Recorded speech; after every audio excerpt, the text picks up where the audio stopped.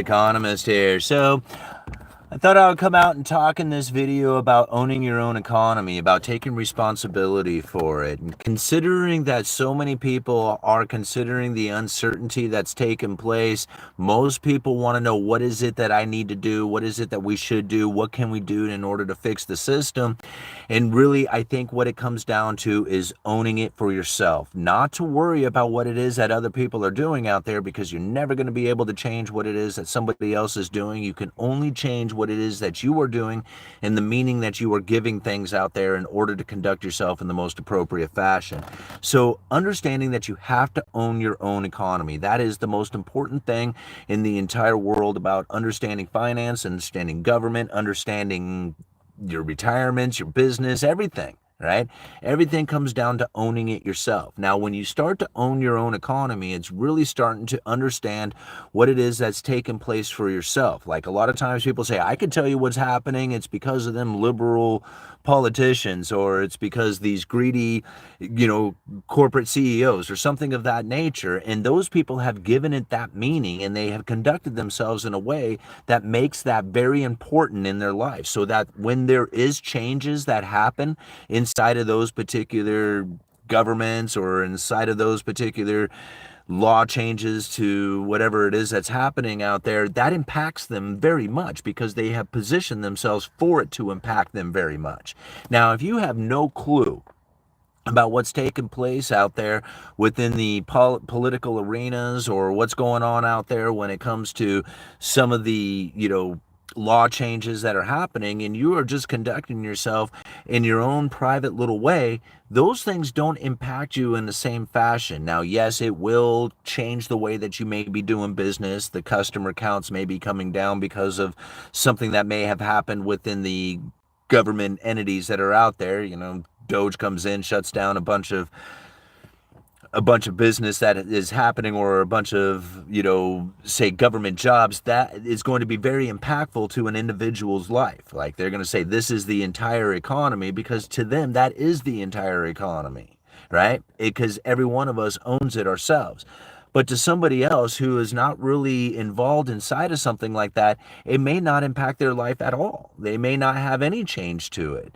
And so to understand that everybody is going to have some sort of uniqueness to this situation, that there is no way that anything could happen within the economy, within a government decision, that is going to be an appropriate decision for everybody, because everybody is in a different position. Some people might be doing very well right now, and they don't want anything to change.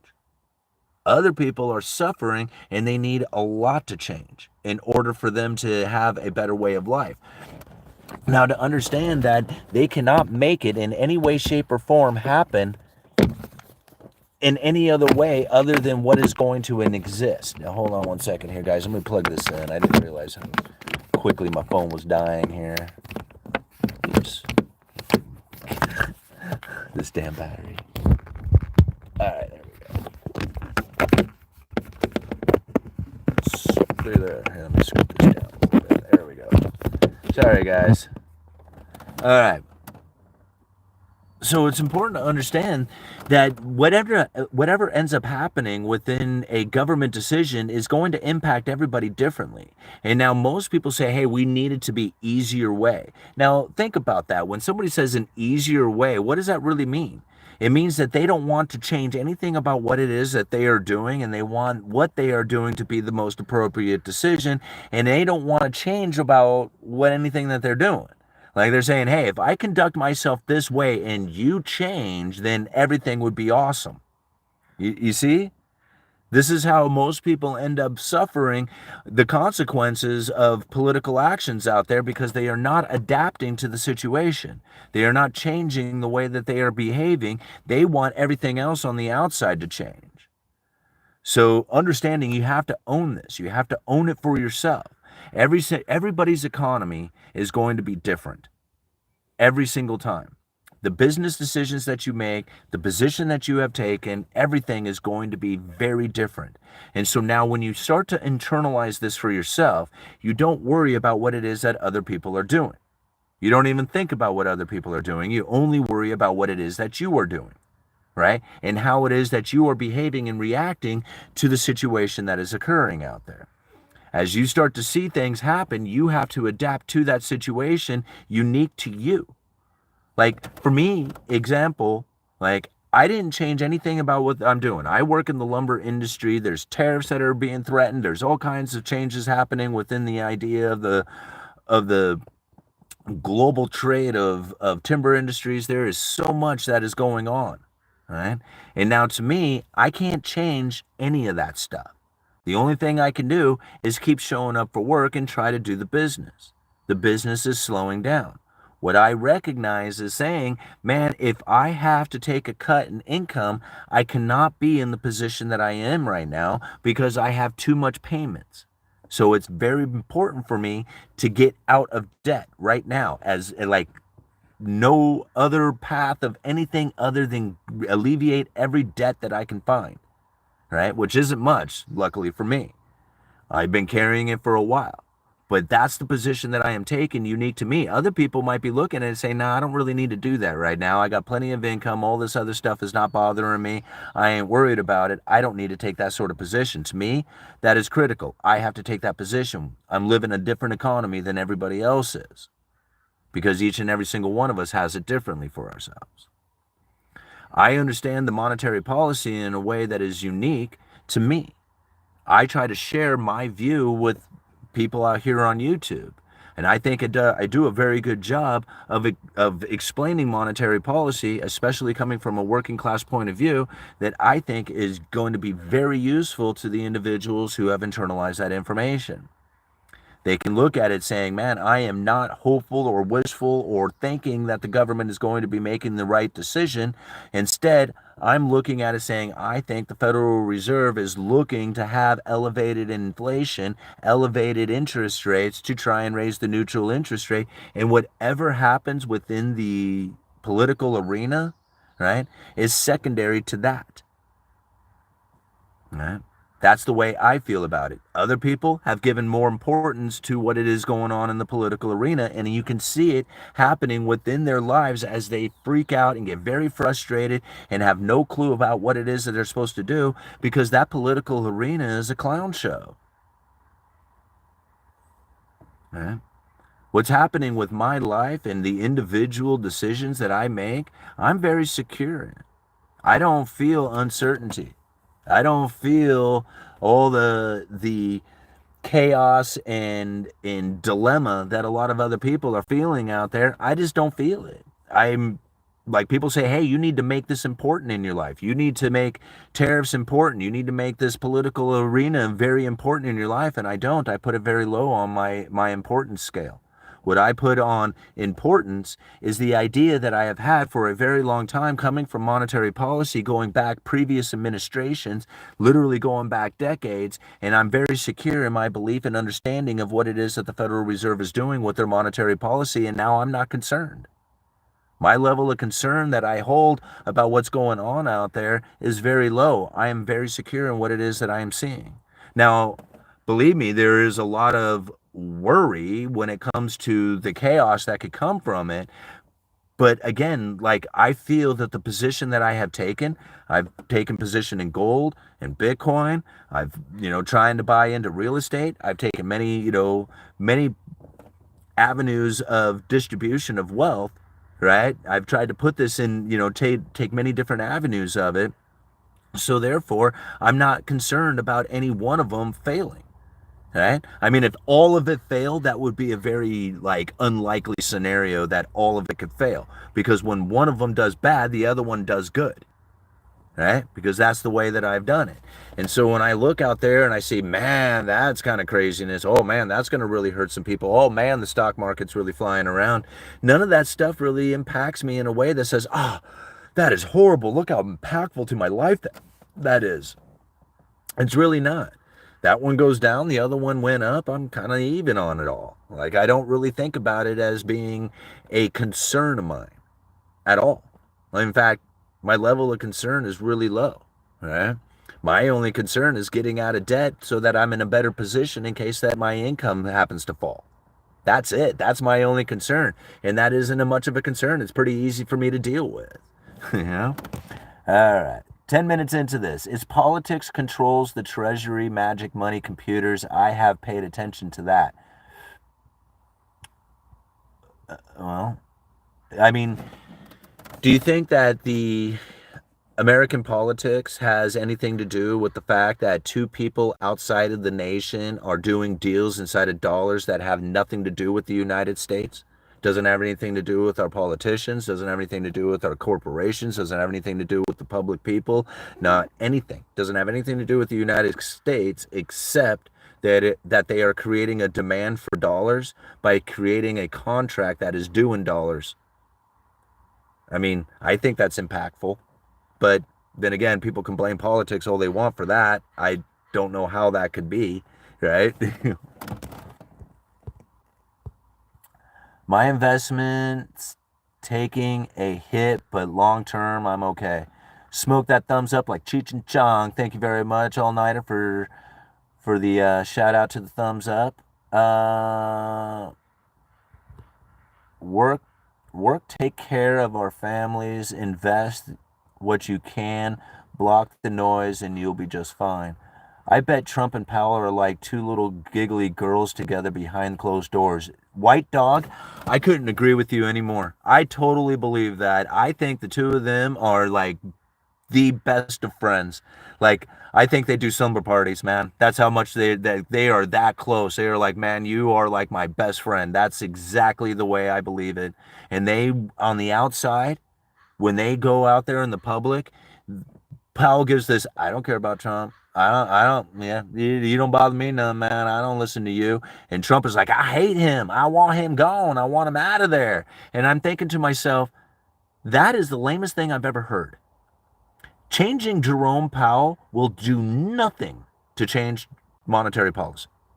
Absolutely nothing. There is 11 other voting members with 5 alternates and 2 advisors are all part of the FOMC making up monetary policy, making the decisions on monetary policy, and Jerome Powell talks about it. He is the spokesperson for the FOMC.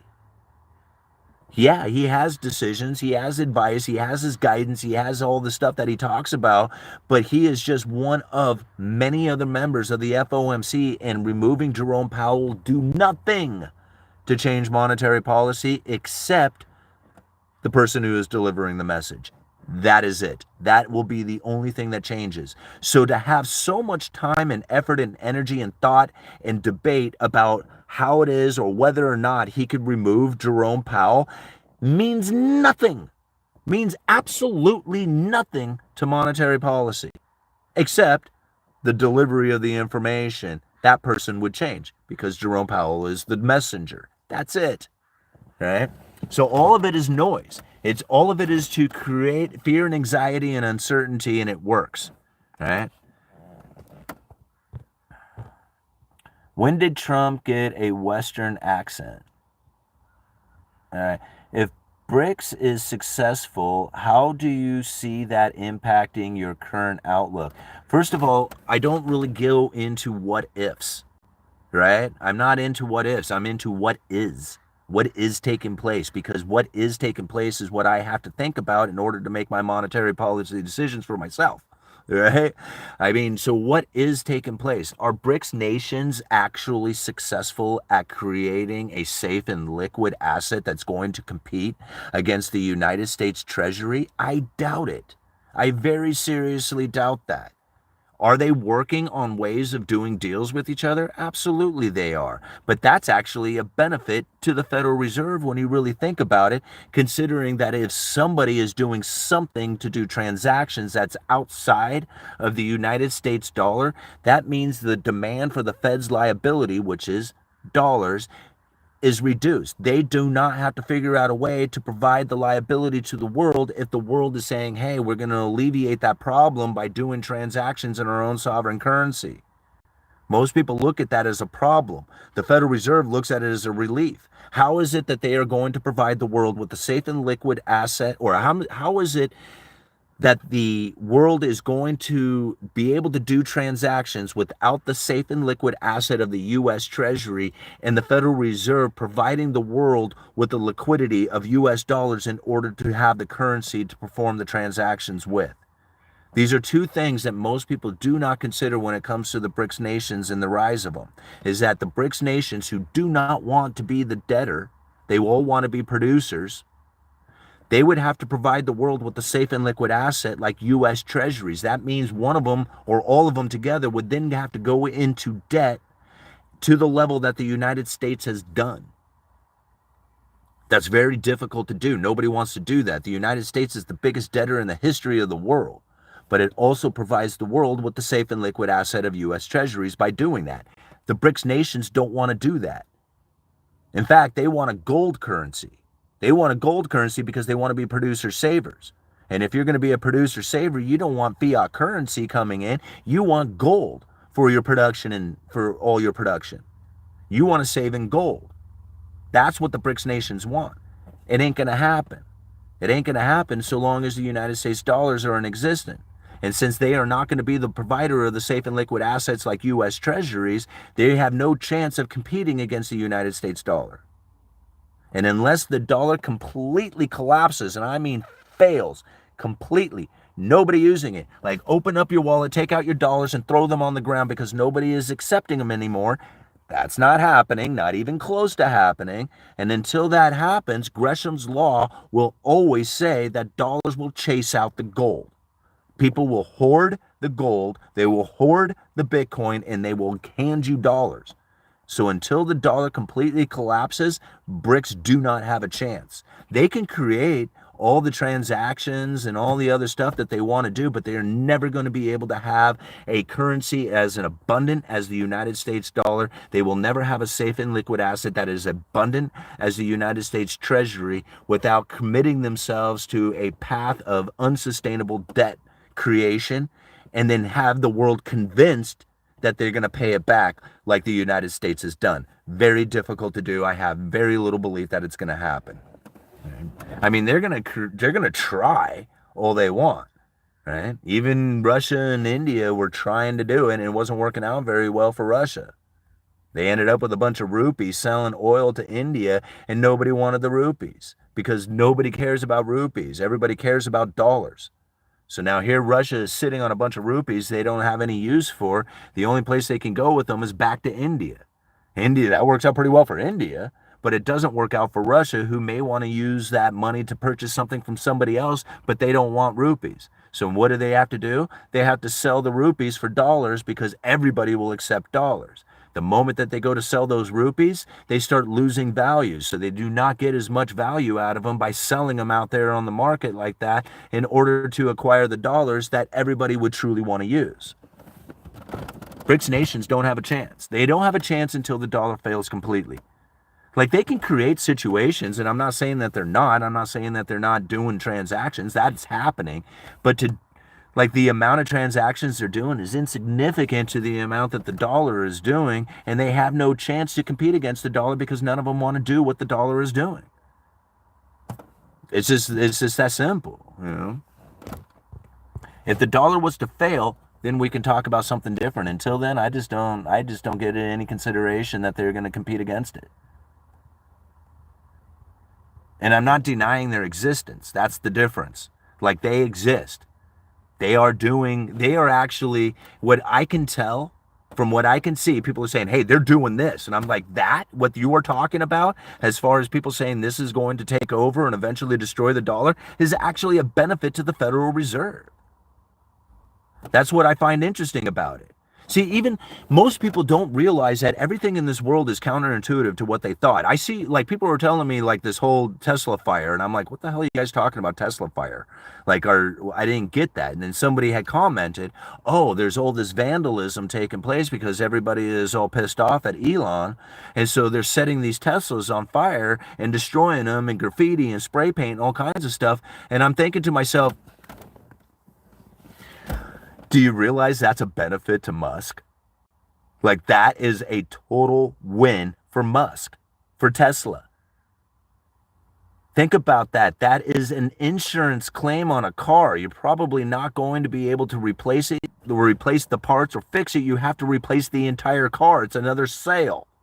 It's another Tesla sale taking place every time somebody sets one of them on fire. And guess what? It's not even the people who have to pay for it. It's an insurance claim. So insurance money's going directly to Musk every time somebody sets one of those things on fire. It's just like, I'm thinking to myself, that is going the exact opposite of the people, like the people who were setting that car on fire are pissed off at corporations. They're pissed off at all the greed. They're pissed off at all the stuff. And so they set this car on fire. And then what does it do? It creates more profit and more distribution of those particular products out there, which is exactly opposite of what it is that they were wanting. Like, I don't get it. Like, people, I just don't think that they think about this kind of thing. Like, they don't understand what it is that they are doing. They look at it like, aha, I set your Tesla on fire, suck all. And I'm thinking, well, that was another Tesla that just got sold by Musk to this customer because they're going to have an insurance claim that's going to replace the car. Huh. Oh, that worked out really well for your cause, didn't it? Silly asses. All right. Yeah. Maybe Muskrat is hiring vandals. Who knows? Maybe. Like, go out there and destroy all these cars, and that way we can move some of this inventory off of our lot since they're not selling. I mean, right? What better way? You know? Just absolutely destroy the car, and that way new inventory can be replacing it. I mean, it's like, yeah. All right. Root word of authority is author. Take ownership of your authority. That's it. And see, that's it. I just don't really feel that there's any higher authority than me. I really don't. Like, when I'm conducting myself in a way that is not inflicting on anybody else's rights or property or anything else like that, I really honestly feel untouchable. Like, I feel like there's no higher authority than me. Somebody comes up to try and ask me questions. It was just like, I don't think so, right? Like, I am it. I am the king of everything that I own in my possession, in my space. And that's it. There's nobody else who's ruler over that. You know? Is the burning of Teslas how the concept of sacrifice works? Unintended consequences. Yeah. Super cool to see you. Mike hanging out. Super cool. Oh yeah, Mike is a badass, man. Him and I go way back. He was like, we met when I had less than 1,000 subscribers on YouTube, and he gave me the first interview. Like, he asked me, he was like, dude, do you want to come on my show on Mike in the Night and do an interview? And I was so nervous, guys. Like, you wouldn't believe it. I'm like, oh my God, this big time YouTuber really wants me on his channel on an interview. He had like 9,000 subscribers or something at the time. He was just like huge, right? In my eyes, it was just like, oh my God, this is like, I don't know if I can handle this. I don't know if I can do it. Like, I don't think I can do this, you know? And I went on his show. We did a great interview. It went by like in, you know, I forget, we were on for like maybe a half hour, 40 minutes, 45 minutes or something. It went by in just a minute. And I was just so thrilled by the idea of doing this interview. And I kid you not, it was shortly after that the channel really started getting popular, started really getting a lot of subscribers, and I started getting more interviews, and it just started taking off from there. And I really have to thank Mike. He was like, he literally introduced me into the collaboration with other YouTubers out there. He like kind of broke that ice for me, and I can never thank him enough. Like, he is so instrumental in the beginning of this channel. Like, he is like, he's a bro, you know. If you start college in June or January, you get to borrow an extra $3,000 of loans by going to summer school. Just your first year, though. You've been struggling with imposter syndrome. You're better than you knew, huh? Oh, man. Yeah, imposter syndrome's a real thing. Like, it's a real deal, man. When the channel started taking off and all these people are like, you know, hey, man, I want to interview you and your understanding of lumber industries and all this other stuff. And I'm thinking, me? This, I'm just some dude from the middle of nowhere, you know, whatever.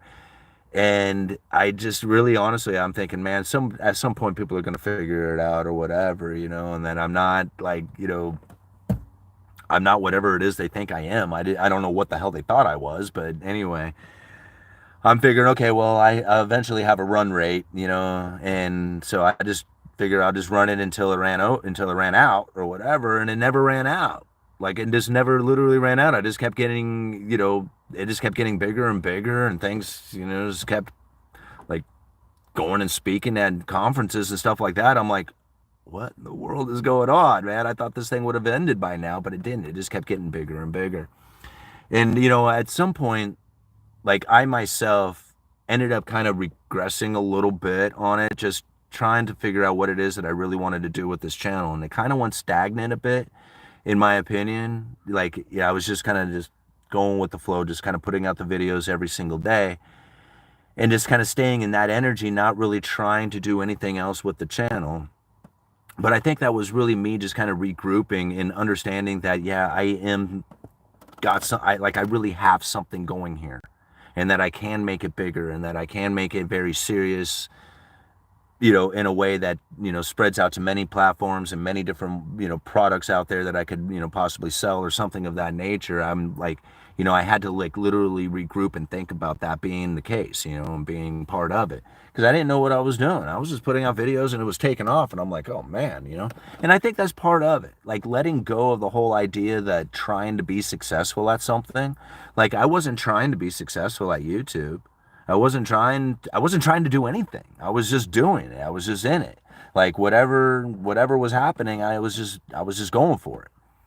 So I didn't think about like trying to do this. It just kind of became something that I was doing. And then now I realize it was like, man, I got to do more.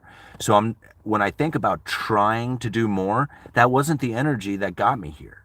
I wasn't trying to do anything. I was just doing it. So I want to be in that energy of just doing it, and not being in the energy of trying to do it, because trying means that you're not doing it. I just want to be doing it, like I was when I was building the channel.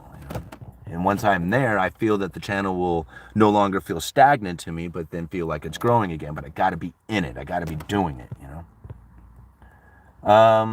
And I think that's part of like getting the website back. I mean, I was talking about this the other day, that I was able to finally get access to my website, which I had lost contact with my assistant.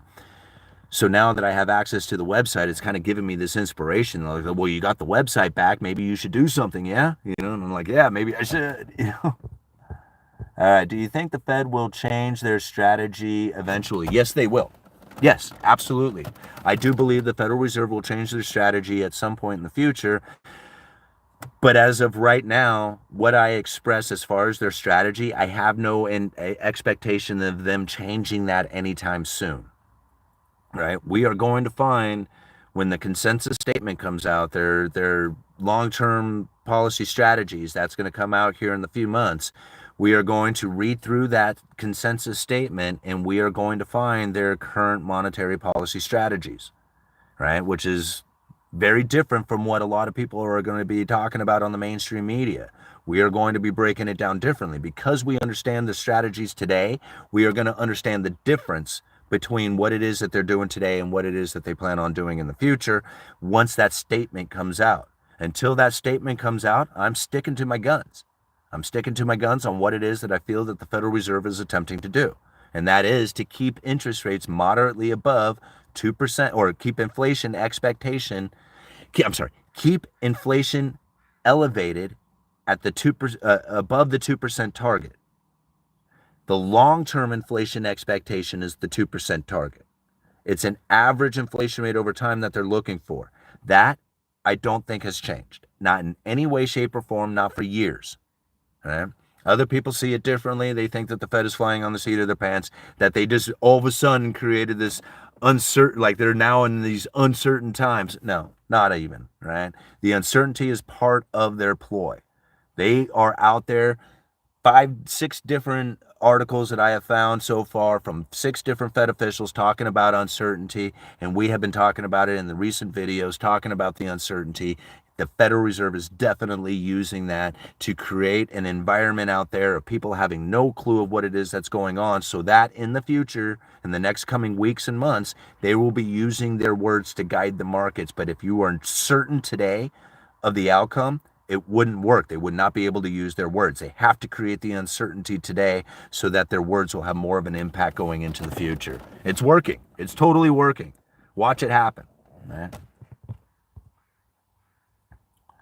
Uh, Capitalism is failing a lot of people right now. Well, if we had capitalism, I would agree with that. But since we don't have capitalism, there's no way it could be failing the people, right? Okay, everyone needs a gold NC, not just a few people. Need a gold something. What is that? I don't know. I'm not unsure of that, Randall, what the second part of your statement is saying there. But capitalism doesn't exist. There is no capitalism. I don't know why people keep blaming capitalism. If there was capitalism, we wouldn't be in the position we are in today. Think about that. Capitalism requires failure. There needs to be failure in order to say, hey, we have capitalism. If you have something as a term of too big to fail, if you have stimulus packages, whatever it is that you are experiencing is not capitalism, because those two components cannot exist in a capitalistic society or economy. It just simply can't exist. Too big to fail and stimulus packages do not exist in capitalistic economies. You have to have failure. You have to rise and fall on your own merits. That's it. Without those two things, you have some sort of weird hybrid, socialistic, communistic, capitalistic, greedistic, I don't know how to describe it, right? But it's not capitalism, right? Because you would have to have failure. We don't have failure. Right? That's all there is to it, you know? You know, I mean, you can blame capitalism because it's convenient for you, and I understand that, because that's how come most people blame capitalism, because it's convenient, but it's not the truth. It's not the fact, all right?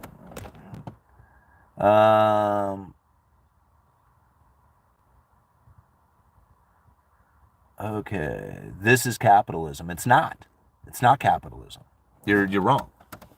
Because, like I said, too big to fail can't exist in the capitalism. It just doesn't.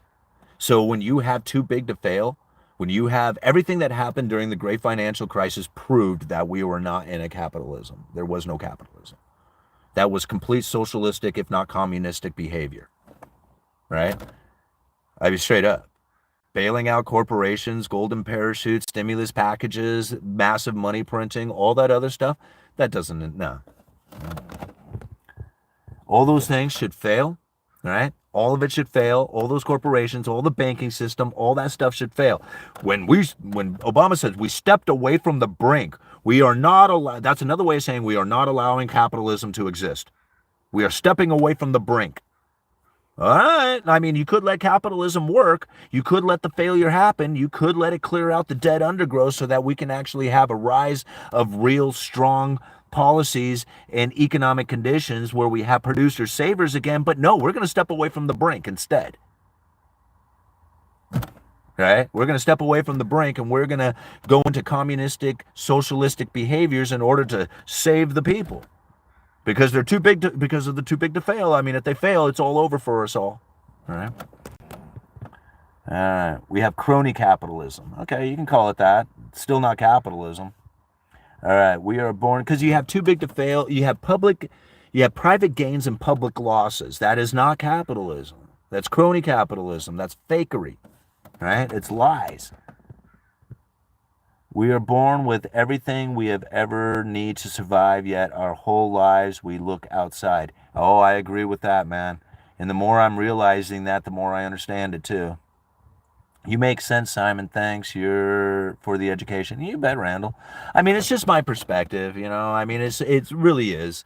It's just the meaning that I have given things from the position that I have taken. Now, what I think is very interesting is that I'm the working class individual just like everybody else. I got a 9-to-5 job. I got to pay the bills. I got, stresses of life just like everybody. I'm not making massive money. I could be, I should be, but I don't. All right? Like the YouTube side hustle thing going on is a really good one. Don't get me wrong. It has definitely put me in a position that is better than I could imagine, but I'm still just a working class citizen like everybody else. What's interesting about this is that I've also gotten a taste and met and not necessarily lived the life of, but understand that of what it is that people with massive money do and live like. how they talk and behave. It's a weird sampling of that life, yet being down here in the working class, just like everybody else is, it gives me a whole different perspective. People want to blame the rich. They want to blame the rich for so many things, like just saying blaming capitalism for the problem. Here's the thing. I want to be rich someday. I want to be rich. Like, I want to have all that money and all that other stuff. I'm not sure exactly what I would do with it, but I want that in my life sometime. I don't want to be punished for doing it. I don't want to be looked at as some greedy bastard, some guy who is evil intent or something of that nature for being successful. I don't want to be punished for being successful. I don't look at rich people as being greedy capitalistic bastards. I don't see it that way. I look at them as like, I'm almost envious of that. Like, I'm like, dude, you guys have done it. You figured it out. You learned how to condition and conduct yourself in a way that gives you massive wealth. That's like, dude, that's awesome. I don't blame people for that. I think that that's awesome. I think that that is something that should be, applauded. And most people look at it saying, oh, that's bad. Well, if you look at that as being bad, how the hell are you ever going to get there yourself? You're not, because you think it's bad. Subconsciously, you will not be making decisions that will lead you to massive wealth. I don't look at them as being evil. I look at them as something that should be applauded. You guys did it. You figured it out. You guys are awesome. Okay? And if I am able to do it someday, I want people to think that of me. To think, dude, you really did it. You figured it out. You were able to acquire a lot of wealth. That is awesome. But no, there's people out there who are saying, oh, dude, you shouldn't have done that. You're evil. You're wrong. You're greedy. That's bad. What? You're gonna be upset with me for being successful? That's weird. Don't do that, right? Be successful yourself. Be in the energy of successful people. Go along with them, right? Join the ride. Enjoy the capitalism, right? It's awesome. The trick is money. The trick to money is having some. Well, I think, it's something that I was talking about earlier. It's a matter of being in the position of acquiring, like play the position of being in money. Like, most people play the position of being away from money. Like, money is hard, money is fleeting, money is difficult. That's how they think about it. They think work is hard. They think that, acquiring things in their life is hard. They think that everything is hard. They don't realize that they are living in an abundance of difficulty, because everything is in abundance, including difficulty, lacking, all that stuff.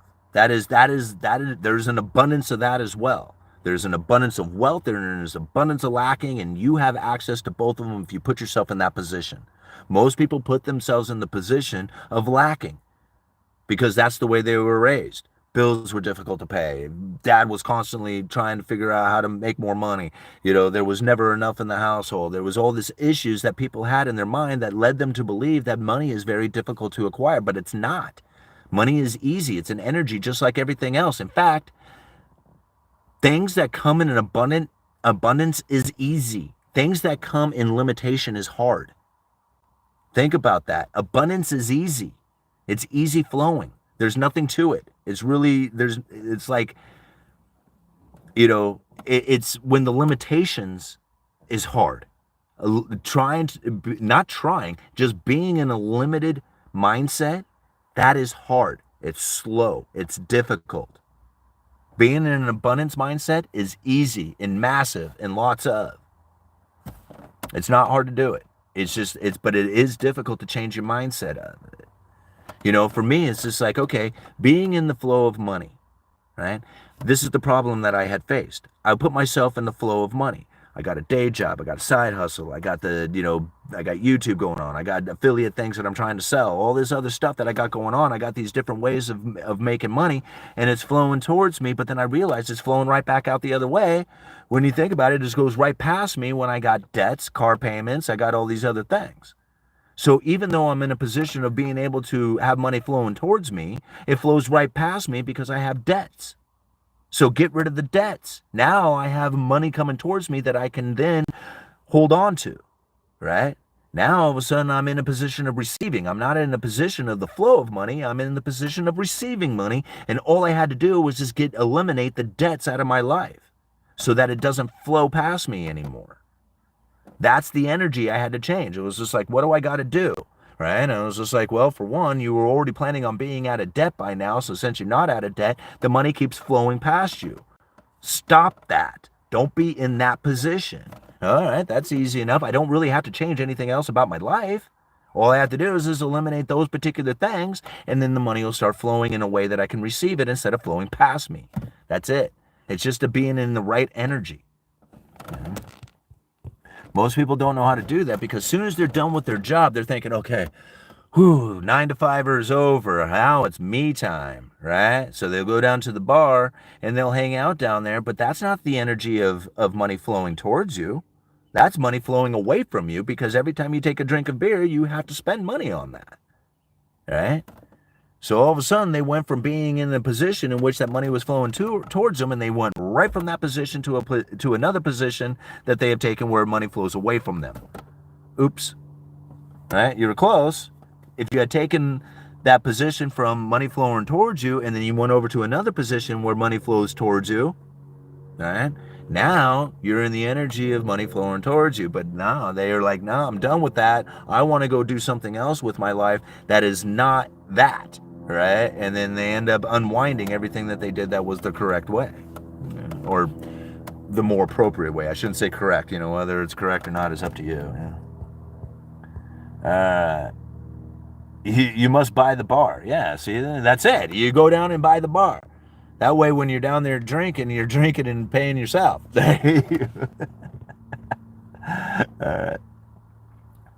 It's all the greater fool theory wrapped in a mystery cloak and an enigma.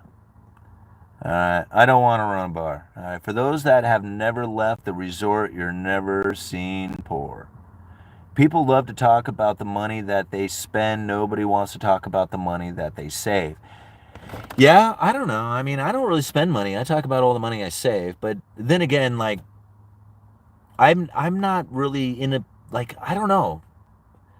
To me, like, I am trying to get out of the mindset that I just wanted to be able to pay my bills because that's all I'm doing. Like, I mean, it feels like the money flows past me, right? I pay my bills on time. That's cool. I don't have any problems with that. I can travel and do certain things or whatever, and it doesn't really concern me too much to try and, come up with that money. But I'm not necessarily in a position in which that I feel that I'm accumulating a lot of it or doing really well at it. It seems to just be kind of flowing around. So I'm changing that energy. You know what I'm saying? And yeah, it's like, to me, like, I don't know. Like, even buying a new vehicle, I don't, like, that would actually give me more anxiety. Right? Thinking that, oh man, now I have to, like, make sure that this thing stays in, doesn't get damaged, don't, like, deteriorates over time, as far as, like, the return on investment, which there is none on a new vehicle. It's actually the opposite. And like all these things would start spinning in my head about a vehicle. And I'm like, yeah, I'm just not interested, Currency expansion happens with lending. Banks insert themselves in the cash flow and charge interest. I like to talk about the money I save, Morgan dollars, Barber quarters, and Mercury dimes. Those are good ones to save. Buy Roadhouse, food and liquor always sell. Fully disagree. I'm going to have 2 cars now until the day I die. It's too much fun. I have 3 cars. All right? Nothing's fancy. Nothing's cool about them. I mean, I've got this 99 Ford Explorer. I got a 97 Suburban. I got a 2001 S10. All 3 of these vehicles run. They're all paid for. They all are liability insurance. They don't get great gas mileage, but really the money that I save in car payments and full coverage insurance on these vehicles, that I'm not paying. I mean, the gas mileage is really, like, really inconsequential to me. And the reason I have 3 of them is because when you're driving these old vehicles, there's a good chance that at some point one of them's not going to run. Like, something's going to happen with it. So you got to have a backup. That's why I have 3 vehicles. And as far as I'm concerned, like, I have very little desire to go out and get a new car, get a new truck. Like, I'd like the idea behind it, driving around in a nice vehicle on the weekends or something like that, looking cool. Hey, that's awesome. I mean, I enjoy the idea of driving a nice car, but for the most part, I need a vehicle to get me to work and back. That's it. That is it. Anything else beyond that is a luxurious experience that I don't need to be dumping money into. It's just not important to me. So, I don't. All right, Geo Metro. I had one for a long time. It wasn't a Geo Metro. It was a Suzuki Swift. All right. People here need to learn how to read faces. I'm out. Okay, see you. I've always had an old car, never a new one, but my girlfriend costs more. Good one. My 5 years from car dirgery. If I miss it, I can rent it. I just at 43 had 6-month-old. I love anxiety. All right. I wish you were a joke. She does cost more. Does Geo Metros get something like 65 miles per gallon? Mine didn't get that high. It got like, I don't know. Well, I had the 4-cylinder too, and it was an automatic. There's like 3 cylinders in stick drives, if I remember right, that got better gas mileage. But mine got like, I want to say it was like closer to 40 miles per gallon, 35 to 40. It was awesome. You know, you just put gas in it every once in a while and just drive it around. Never really even thought about like the gas mileage, or like, how much the gas costs you. Simon, looks like there's a lot of dry powder on the sidelines. Oh, absolutely there is. Especially when it comes to real estate. Like, think about how slow the real estate market has been, how few homes have actually been sold over the last couple of years. Every time there's a slowdown in home sales, there's an increase. Like, people who are saying, hey, I can't afford it, I'm stepping off to the side, that is a building of pent-up demand. You don't see people are like, man, there's no demand for houses because there's not a lot of sales. That's not true. There's a lot of pent-up demand that as soon as it becomes available to them, they're going to jump at that opportunity. If interest rates come down or price comes down or conditions, whatever, are improving, they're gonna start showing up. Like, the demand is there. You just can't see it because it's suppressed. All right, let's cruise down here to the bottom. There's a lot of housing that's abandoned from 2008. Why don't they remodel those houses? I don't know which ones you're talking about. In my area, there's not a lot of abandoned houses. In fact, there's not a lot of fixer-upper opportunities here unless somebody is like passing away or something like that. Most of the houses that have been sold in the last few years are remodeled and look good. There's not a whole lot of those fixer-up opportunities unless the people are like completely, like, who have been living there a long time, pass away or move or whatever. What would you do with $2K of disposable cash right now? I'd pay off my debts. That's what I would do. I'd pay off my debts with it, because that's what I'm doing. Other than that, like, I keep saying it over and over again, I dollar cost average. That's it. I dollar cost average. If you gave me $2,000, I would, over the next 3 months or 4 months or whatever, I would dollar cost average into the same thing that I've been doing. That's what I would do. I don't change. I don't time the market. I don't try to time the market. There's some times in which that I see that prices have fallen that I might, jump in a little bit more than what I had normally done. Or if prices are elevated, I might skip a week just because it's just like, well, this seems like a little too high for me at the time. But for the most part, I don't pay attention to any of that. I just buy once a month or whatever, or once every other week. And that's what I do. So if you gave me $2,000, that's probably what I would end up doing with it, is dollar cost average into the same positions that I've been doing over the course of the next, 3 or 4 months.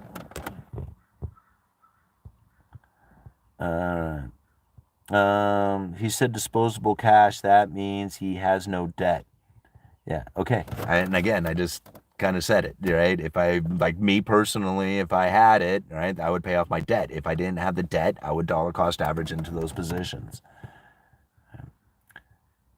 I think I have to get rid of my girlfriend to get more money at this point. Yeah, probably. Men save when they're single, and women save when they're in a relationship. All right. When you dollar cost average BTC at this price, yeah, absolutely. I dollar cost average, it's $50 every other week or once a month forever. Like, regardless, it doesn't matter. Mhm. You know, even at this price, like right now, I haven't been buying because I'm getting out of debt. At the end of like the middle of next month, I'll be done. In the next few weeks here, like 2 weeks, 3 weeks from now, I will be completely out of debt and I'll be moving back into dollar cost averaging, back into Bitcoin and all the other stuff. But I was hoping to be done before the end of the year and it didn't happen. And then in like every month, I was like, okay, that's it. I'm done. I got to get out of this debt, be done with it. I am not, going to go for another year carrying the stuff. All right. How much are these women costing you? That's funny. All right. That is so true. Wife is definitely an asset, but she's also my largest liability. My wife is my biggest asset by far. And she's not that big. She's kind of skinny. She's really small. All right, but she's super valuable. All right. I have a side hustle, delivery furniture of my old pickup. People buy on OfferUp, Craigslist. I pick up and deliver average $200 to $250 a week. See, isn't that awesome? See, like that's awesome right there. Using your pickup to literally move somebody else's stuff. Like you don't have to. It's not your stuff. It's not like that is a brilliant way of going about it. You know? Use your truck to move other people's stuff. On those buy and sell sites. That's brilliant. Yeah. Dishes is a great woman. Totally all nighter. Thank you, man. That's a good side hustle that actually serves a purpose. Yeah, it does. All right, 183 people watching with 73 likes. If we want to keep going, we're 52 minutes into this. If we want to keep going after the hour, be sure and hit that like button. With 183 people, 182 people watching right now, we should be well over 100 likes. So we get it up to 100 likes, we'll continue on past the hour. Otherwise, we'll call it at 1 hour. All right. We all had so much fun in Vegas. Yeah. Thanks for the reminder. I forgot to like. Yes, please do. Thank you. All right, liked now. Let me cruise back up here. Okay, if that's a situation, be a thing towards money. Make the money your target. What you think about your passion for economics? Like Sarah's like she's very supportive of everything, like the entire channel, all the speaking engagements, stuff like that. Sarah's incredibly supportive of everything. Even like the studying, like that I do, like reading articles and stuff like that. Like sometimes I'll get very zoned into these things, like and she might find me like distant or not very present at the moment because I'm so focused in on what it is that I'm researching or something. She's always very, very cool, very patient with me, lets me kind of, do my thing. When I'm trying to discuss the idea for a video, like a lot of times I will just be rambling stuff, like a lot like what you would see here on a video. I'm just rambling this stuff, this information, talking about like what it is that I'm reading, and she'll be very, intently listening, whether she is or not, but it seems like she is. And she'll like, listen to me, break this stuff down. She'll give advice on it. She's really into it. I mean, Sarah and I have been together a very long time. We've been together 30 years. 30 years since we were 18 years old. We're 48 now. All right. There's the two of us. It's so fun at times because we don't really have to say anything to each other to communicate. Like we already know what each other are thinking and feeling just because we've spent so much time together. People will not play spades. The card game spades, you have a partner. You have a partner on the other side of you, that's usually four people. Your partner sits across from you, and they accuse us of cheating constantly because she will lay down a particular card or something like that, and I will look at that and I'll be like, I know what you're doing. right? It wouldn't make sense at the time because what you do, I mean, if you understood the game spades, you can't talk across the table. You're a team, you're trying to take these books, stuff like that. But I can just tell, like, when we play cards, when we start laying stuff down, we can tell what each other are trying to do. We don't have to talk about across the table. We just feel the energy from each other. We bet we are like the best spades player ever, and people will not play with us because of that. They accuse us of cheating all the time. But that's just the way we are, just because we just, 30 years. 30 years we've been together since we were 18 years old. Like, we spent more time with each other than we have anybody else in the entire world, including the people that are blood relatives, right? Like, nobody knows each other like we know each other. Knows us like we know each other. That's it. And so I see other people that go like, oh man, you guys have this like really cool relationship or whatever. They say something like, oh, I would like to have that. And I'm like, you'll never get it. You'll never get it because it takes 30 years and it takes some effort to go through things that most people would never go through, right? In order to achieve a level of understanding and being like we are. Like, it's not something, this isn't something that you can go out there and get. This is something that you had to build up over time in a way that is so unique that there is no way that it can be duplicated. This is it. Like, what we have is personal to us, and it will never be achieved by anybody else. Not like what we're doing. Right? You just can't. It's just not possible. All right. Spades is to bridge as chess is to checkers. Yeah, spades is fun. All right. Hey, Simon, when one of the reporters asked Powell the question off the Fed saying there will be at least 2 cuts this year, Powell did the whole thing you spoke of, keeping an eye on the dot plot. Yeah. I don't really think about the future of what it is that is going to come with interest rate adjustments. I just don't. Like, the interest rate adjustment is a very low concern of mine. The communication about it is everything to me now. Like, that is by far the most important thing, and very little else matters. The more I've now looked at it this way, the more I understand and the better I feel about my understanding of the economy and what's happening with monetary policy. It's just like knowing that they're using their words to adjust their monetary policy, listening to that and how it is they deliver that message, that means everything to me now,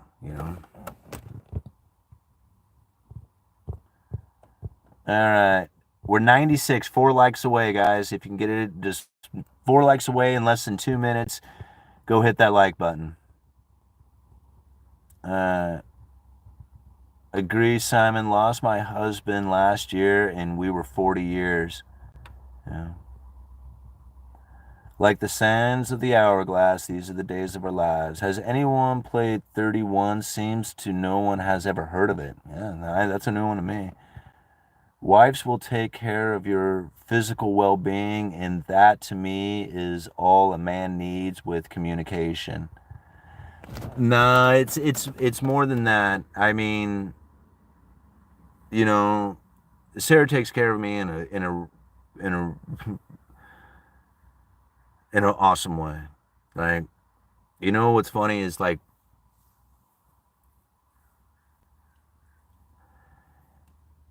something as simple as her making my lunch, right?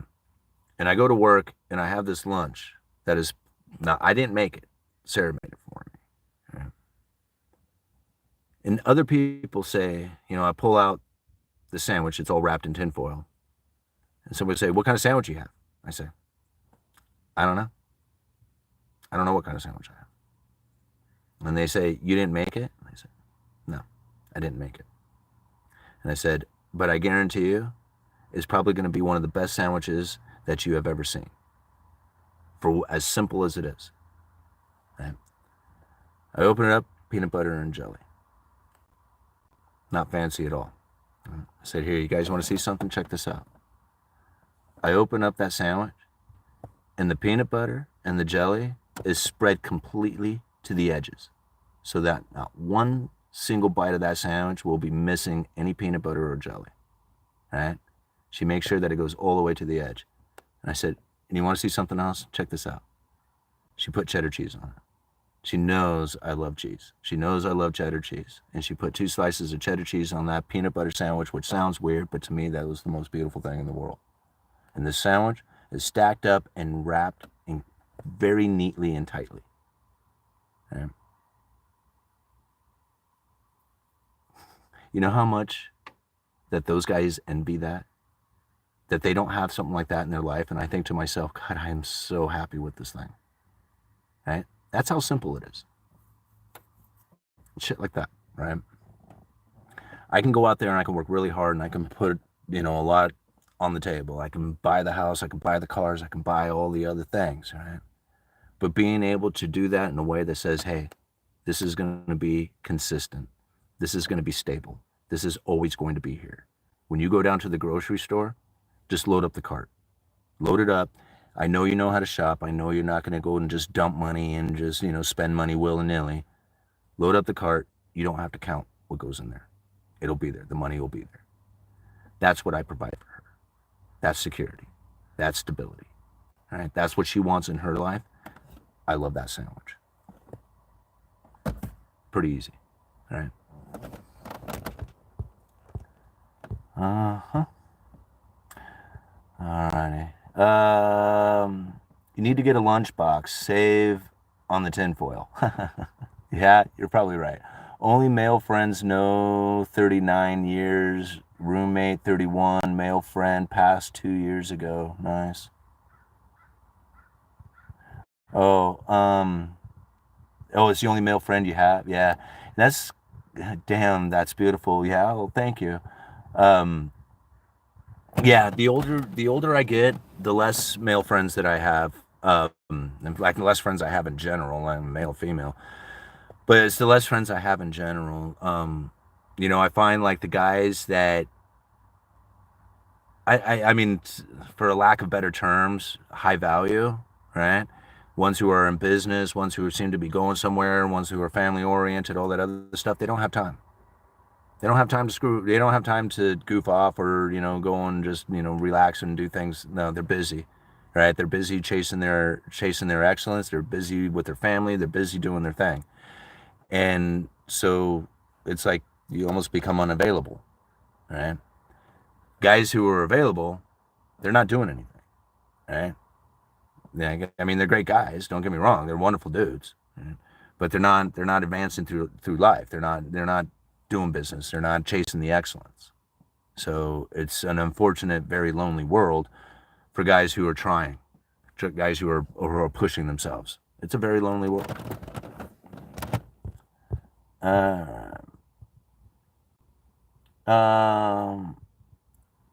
Behind every good man stands a good woman, Simon. Oh, absolutely.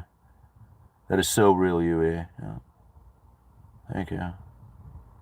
People marry, you don't see them till they're cold calling divorced at your door. I like Hennessy with apple juice, Neil. Does that count? Friends like to drink. I don't care about drinking. Yeah, and see, that's kind of what I found. Like the familiar energy that I was in with friends was alcohol. Like hanging out at the bar, drinking beer, doing that sort of things. So when I think about being friends with people, that was the energy that I was friends with. So I have a difficult time being friends with people that's not in that energy. Like I go to try and be friends with people and it's usually I'm trying to be friends with them at the bar while they're drinking. And as they're elevating their intoxication and my, staying sober throughout the night ends up having this disconnect and we're not jiving, we're not vibing very well. And that's my problem because again, like the only way I knew how to have friends was down at the bar, right? And drinking and hanging out. So it's just like, I literally don't know how to be in the energy of having friends without being around alcohol. it's kind of weird, so I go down to hang out with friends and it doesn't work out very well because I'm not drinking. So I'm not in the same energy and the same, mindset as everybody else is who's trying to have fun. So it's just like I got to find something else to do.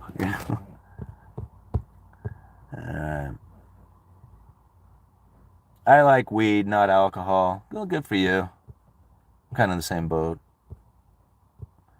All right. After fun comes debt.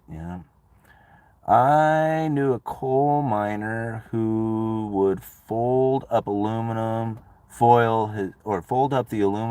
his sandwich was wrapped in and reuse it day after day.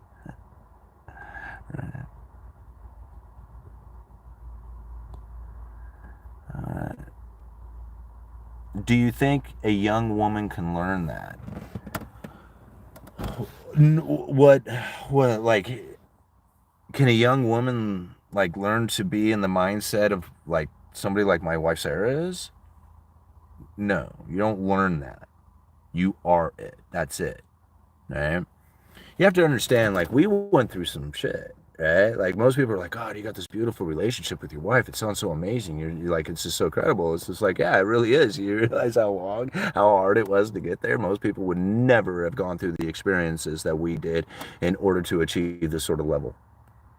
Most people just won't. I know they won't. Like, I mean, shit, I talk to people all the time who get separations, and I'm thinking, you got separated over that? Like, my wife and I went through way worse than that, and that's what separated you guys? Huh. Yeah. All right. Well, whatever.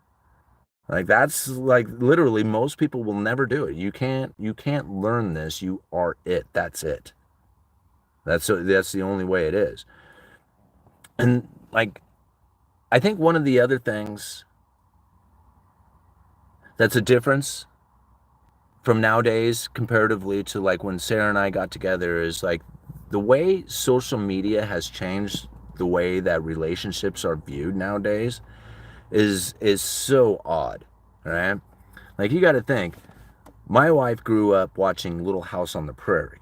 Like, that was her interpretation of, like, what family would be like, is like Little House on the Prairie kind of things.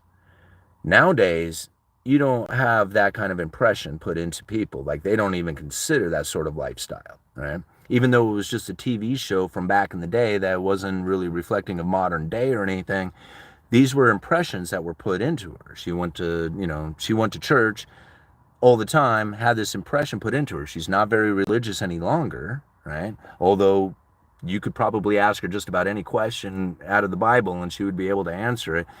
It's not something that is, like, deeply involved in her life, right? It's not something that she is, like, actively, communicating about or anything like that. I mean, it might be something that's internalized, but it's not something that's expressed on the outside. But it's an impression that was put into her from a young age.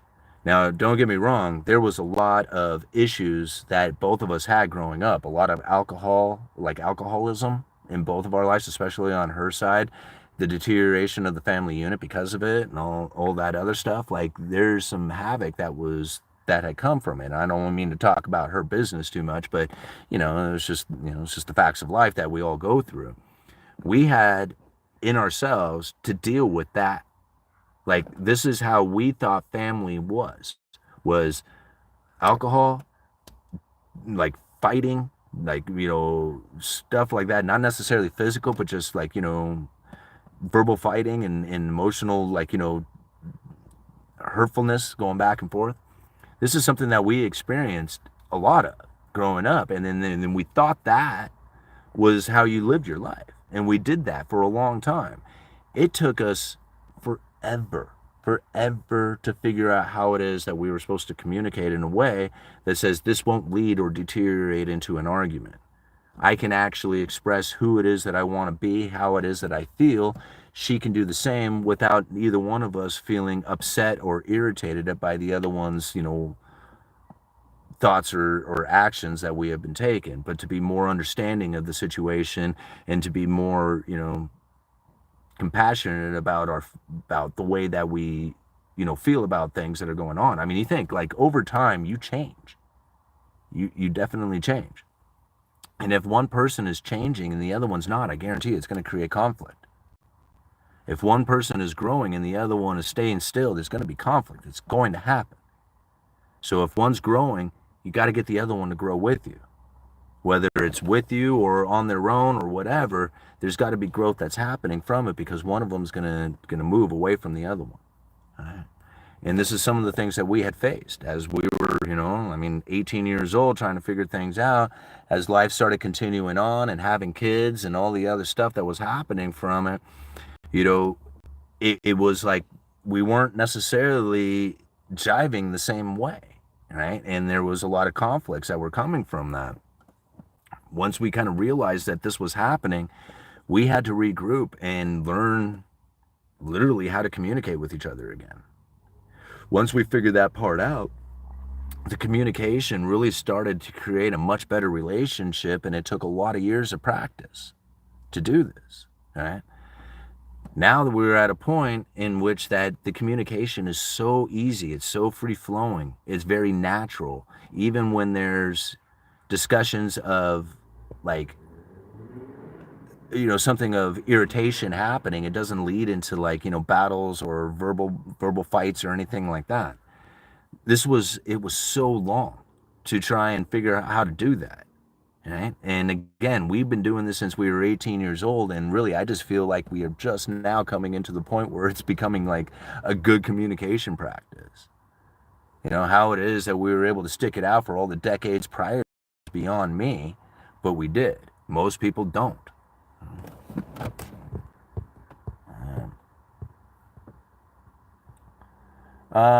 Constricted into pompous maritime admirably.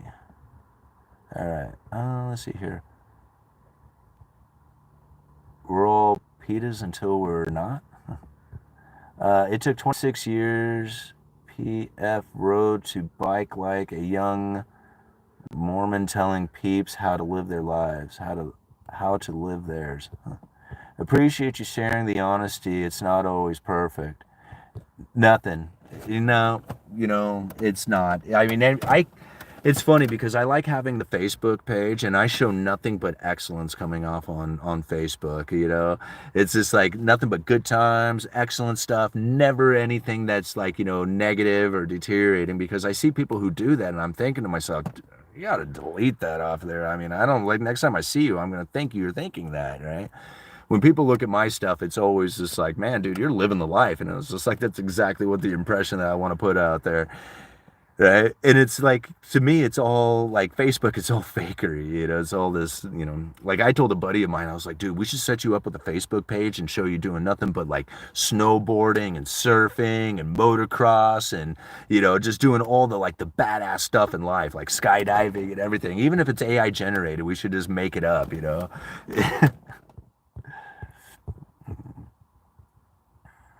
All right.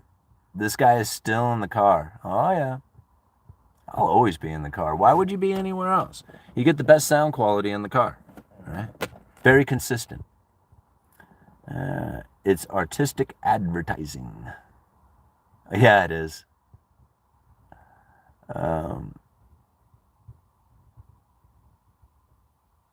Pains in the ass. All right, stay with the food guide for booze, a few per week, and you'll appreciate it more. Huh. All right. How many miles on that pup? All right, it's kind of hard to nickel of someone when you're, hey, what's so long? Wow, some of these comments, guys. Okay, I got a life sentence in Facebook jail. Did you really?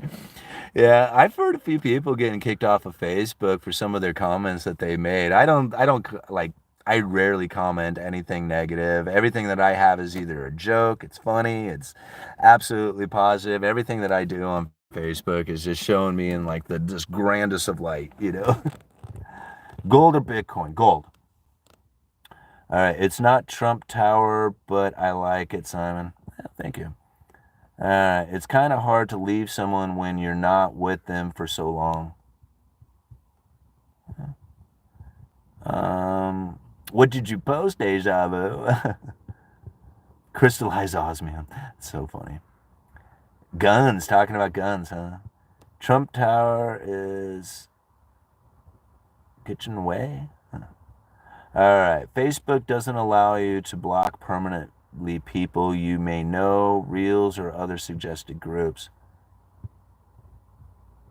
I like poking with a stick, I admit. All right. The guns protect my beans. Do you think the United States should have an open carry policy for all states? Now,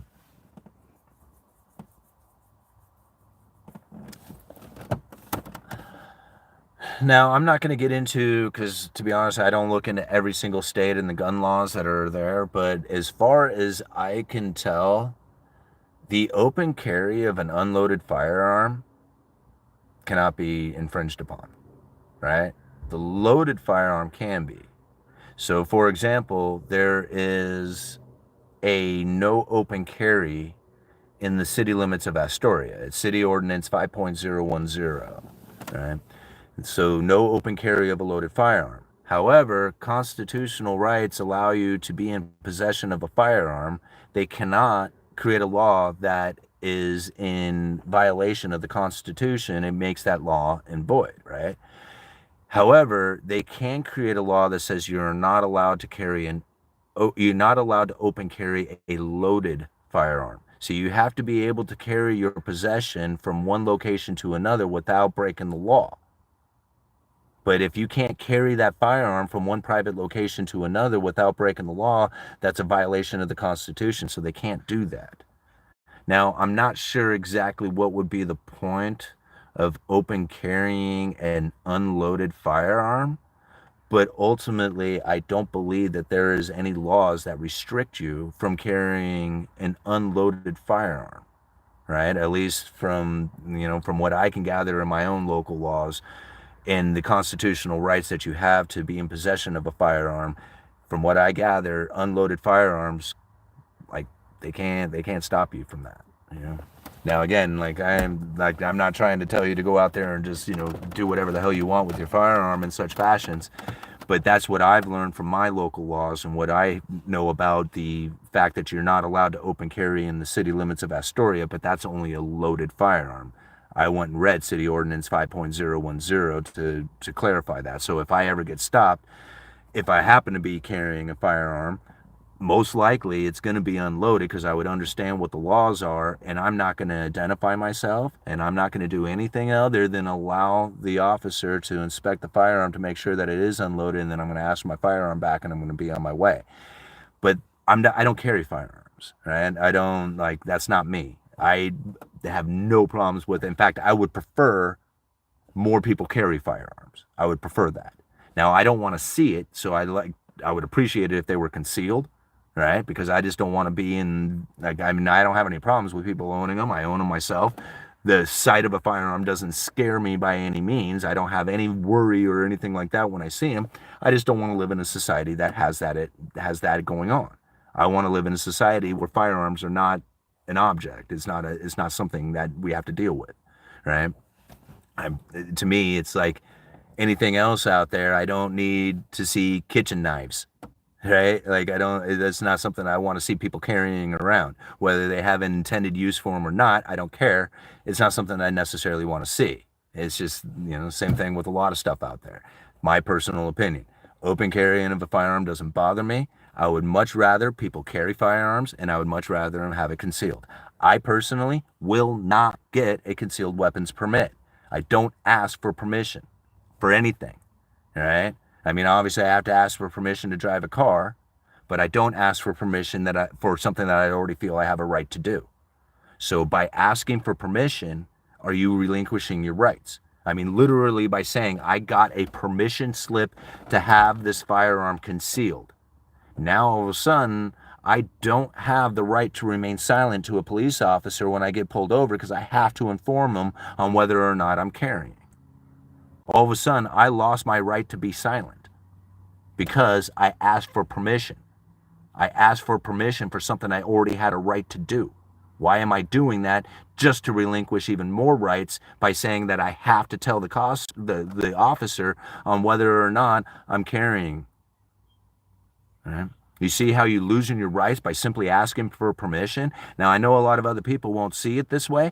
I do. That's one of the reasons why I wouldn't do it. I'm like, okay, I'm reading through it. It's just like, well, if you get pulled over by a cop and you have a concealed weapons permit, you have to inform the police officer on whether or not you're carrying. And I'm thinking to myself, I don't want to talk to the cop about anything. Like, I do not want to answer questions, and I would be breaking the law if I didn't. Huh. All of a sudden, by asking for a permission slip to something I already had a right to do, now I am forced to even to relinquish even more rights, that of silence, because if I don't tell the cop what it is that I'm doing, then I'm now breaking the law. You see what's happened here? Like, I don't fall into this deterioration. I'd just rather just cut it off at the very top and say, I don't carry a weapon anyway, right? So all these other people out there who are carrying the concealed weapon, go for it, man. I am totally down for that because I don't have one, and I would much rather somebody who is responsible carrying one be near me. And lots of people, right? So I'm totally cool with it, just not for me personally. Isn't that funny, right? All right. Is a concealed permit not required by you?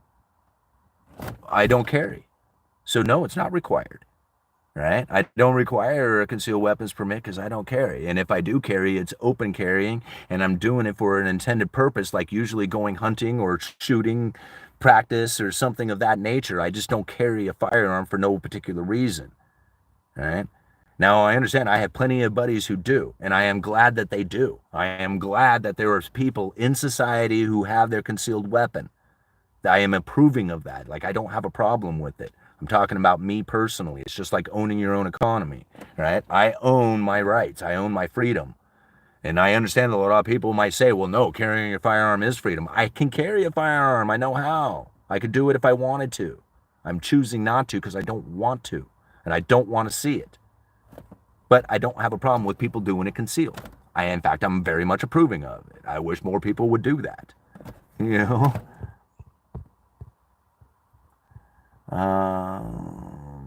You carry for the unexpected. That's right. And that's why I'm glad other people are doing it in case of the unexpected. Right? I know I'm taking my chances by not protecting myself or having it there for myself, but I've never been in a position in which that I feel like a firearm would be needed. I live in a community in which I'm very low concerned. Like, we don't have violent crimes taking place in a big fashion here in Astoria. It's pretty mellow, right? Now, if I was sitting in a much different community, I'd probably be thinking differently of it, but I'm talking about me personally. I'm not talking about you. I'm not talking about your life and your situation or anything else. I'm talking about me, and that's it. And so if you want to compare what you got going on to what I got going on, these are two different things. Don't compare it. It's not the same. All right? And again, like, you don't, like, a lot of people, when they hear me speak, they think like I'm anti-firearm. That is not the case. I am so pro Second Amendment, you wouldn't even believe it. Like, you don't want to try kicking down my door. Unless you got a warrant, don't even try, right? Because you're going to go right back out that door. You know, and it's not going to be a good time for you. I know how to shoot. I know how to use firearms. I've done it a long time. It's one of the reasons why I didn't even join the military, is because I wasn't very smart as far as academics go. I wasn't going to score very high, and when they put that rifle in my hand, I was going to be able to hit the target every time. I didn't want that. Like, I knew what would happen. They're going to be like, dude, you shoot real good. Here's a rifle. Go off and kill people. I'm not down for it, right? So knowing that would be the case, like, I didn't even consider military for part of my life. I just, like, no, I'm not going to do it, right? Because for one, I'm fairly pacifist in that fashion. I don't want to see people die, and I don't want to shoot at people, and I don't want people shooting at me. I don't want to do. Like, I'm like, there's other things that I can do. I can fight on a whole other front, right? I don't need to do that. So to me, like, that whole firearm, Second Amendment, all these people who are pushing, like, you know, got to expose it and show it out there and push the ideas and stuff. And I'm like, hey, go for it, man. That's all you. I believe in my rights. I have my possessions. I deal with it the way that I feel is most appropriate. And what other people do out there, that's their business. Yeah. Simon, YouTube isn't friendly, and you can strike your channel automatically on such topics. I am not concerned. I'm not concerned. I talk about whatever I want, right? I talk about whatever I want on this channel. I don't get into conspiracy theories because I don't want to be the conspiracy theorist anymore. I was a conspiracy theorist for a very long time. You know, the only thing that concerns me about talking about on this channel is homeless and cannabis. Can you believe that? Those are the only two things that gets my channel demonetized and flagged. The algorithm gets lost on certain topics, but I don't get demonetized for it by talking about anything I want. Unless I'm talking about homelessness and I'm talking about cannabis. If I use those two particular topics and I say it enough inside of the video, it'll get flagged and demonetized. It's weird. Never, like all the rest of the stuff. I could talk about any New World Order. I could talk about Davos. I could talk about Fed. I could talk about government. I could talk anything I want so long as it doesn't include those two topics. Right? I don't know why, but they are very sensitive to those two, and they do not want me speaking about it. Okay, so be it. I don't know what to say, but, I mean, to me, those are like two very, very mild topics that I think aren't that worthy of demonetization, but apparently that is something that YouTube does not want me talking about. I would follow the hell out of you, conspiracy-related UE side channel. I'm not going to get into it. And the reason is, and I'm going to tell you now that I will never do a conspiracy theory-minded channel, ever. And the reason is because the conspiracy theorists deteriorate their life. Like, unless those people are using that information like Alex Jones style and embellishing it and glamorizing it and pushing it out there so that they can get views to make money, that is not useful information to you. What I share with you is very useful information. All this stuff that I talk about with the monetary policy and the breaking down of these speeches and showing evidence through the mainstream media and how it is that they are doing this, to me, that is very useful. Everything coming from the conspiracy theorist mindset does nothing more than deteriorate your life. I know I was a huge conspiracy theorist for a very long time. At 40 years old, I was for sure the New World Order was taking me down. I thought for sure my life was deteriorated because of it. I knew that there was no chance of me having anything in my life other than what it was that I had going on, which was absolutely nothing. And I knew it was because of the New World Order. I knew it was because of world governance. I knew it. And it worked. It totally deteriorated my life. Now what? Give that up? Look at things in a much different fashion? Say, how do I use this information to better myself? How is it that I'm going to create a life that is going to be better for me and my family by doing this? And when you are doing it, don't fall into the conspiracy theory, just follow the money. When I made that decision, my life started to excel. The conspiracy theory mindset is designed to keep you suppressed. Right? They push that. It's part of their agenda. It's part of the misinterpretation and misunderstandings. Think about it. How many people out there that you know who are hardcore conspiracy theorists, how many of them are excelling in business? How many of them are excelling in their investments? How many are excelling in life in general? Most of them that I know are not. Either just suffering in a depressive state, going to work every single day and then going home and watching that information and deteriorating their expectations of the future, which isn't working out very well for them, or they are literally 1 foot in the gutter from it. Nobody that I know is excelling in life being a conspiracy theorist. Nobody. Unless they're spreading the information so that they can make money on YouTube or something.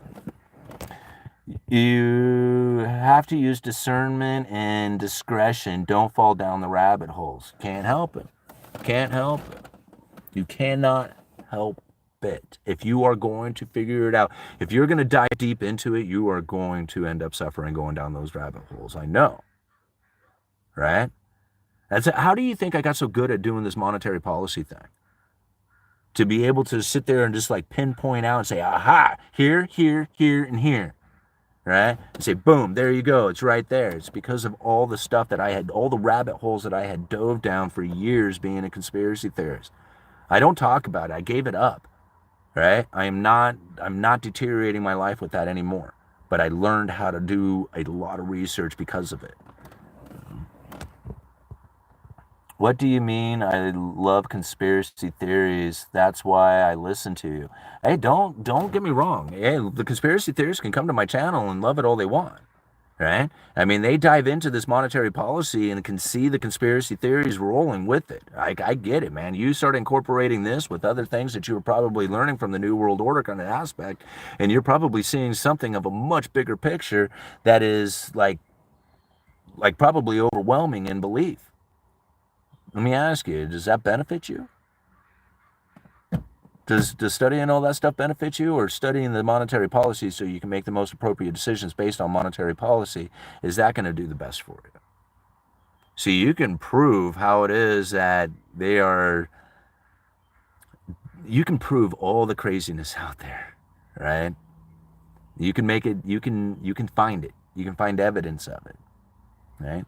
If you were to do something about that, most likely you'll find your life deteriorated because of it. Right? There was a time I wouldn't carry a cell phone. I only used cash, stuff like that. Like I didn't want to be traced or tracked or anything like that. The only thing that I could ever possibly track me was through my W-2 because everything else was silent, right? Cash for everything, you know. And no cell phone. Didn't carry a cell phone for a long time because of it. You know? And your life is deteriorated. It's not, there's no convenience and there's no benefit from it. And I couldn't find one, maybe, you know, and it was entertaining. That's the problem. I was very much intrigued, like, oh man, look what, you know. Hey, thank you so much for the $2. Do you plan on doing more interviews in 2025? Like interviewing people or having people interview me? I would love to do more like interviewing of other people. I kind of fell off. It was kind of complicated the way I was doing it because, again, like many of you know, Chandler was my assistant and she would help me out with it. She would essentially set up a Zoom meeting and then we would both be invited into the Zoom meeting. She would pull herself out, record the Zoom meeting, and then upload it to YouTube for me. So I really didn't have to do anything except for set up the interview and conduct the interview, and then Chandler would do all the rest of it. So that was really convenient for me. It was hard to work the logistics to get all three of us set up at the exact same time, considering that a lot of times I would have to do interviews during the week, which meant that I would have to do it on my lunch break, which mean that, like, you know, I had to coordinate and make sure everybody was lined up to do it on my lunch break, or I had to change my lunch break in order to accommodate the other people's positions. And although we could do it and it was working, it was very stressful, like, you know, trying to just get all this done. And I really, like, I did it for a while. Like, I was like, I told Chandler, I was like, hey, let's just go and get a bunch of interviews. I'll go fetch up a bunch of them. And that's what we were doing for a long time. But it just got to a point, it was just like, it was hard to coordinate it. She started doing more classes for college and we just lost communication and it just kind of fell apart. So the way I was doing it, I can't do it that way anymore. I can still set it up and do it somewhat similar to the way that I was, but I haven't done it yet, right? I don't have that consistent assistant. You know, my wife who could possibly do it for me, she has a day job as well, so it wasn't like I could just count on her at any given time to do it. So I'd have to figure out how it is that I could, you know, set up this Zoom meeting, still use my cell phone, do it in the way that I was normally doing it, create the, you know, the meeting, log it all in, make it all happen, and then, you know, be in a remote area while that was taking place. It was just like, too difficult. But I'll get back to it at some point, you know, and figure it all out. Homeownership is out of reach for millions if this vile system continues to manipulate and deceive. Well, okay. See, now here we go. Joseph, you have given it a meaning that is going to continue to deteriorate your life. See, it's almost as if the vile system is set up on purpose in this condition. Like, those who have it have figured out and they're part of the game, and those who haven't and didn't figure it out are not part of the game. And like those who are part of it, like they have like this secret little club that they're in, that they're doing it, like, aha, we figured it out, those guys don't know, right? I don't see it like that, right? I don't see it like that at all. What we have that we're facing here is an economy that has moved away from being that production saving, which would create a good, strong middle class, which would then give opportunity to people that then would be like, hey, my day job would be enough to provide for the household. That sort of economy has transitioned into a debt-based, consumer-based economy. So we are not going back into that old way of being production saving kind of mentality. It's not going to do that, because we're not that sort of an economy, and it wasn't designed to do that. Although there are people who took advantage of the situation that makes it look like they designed it, I guess, but it's not. They just knew that it was going to happen in a particular fashion and were able to position themselves to be most advantageous for them.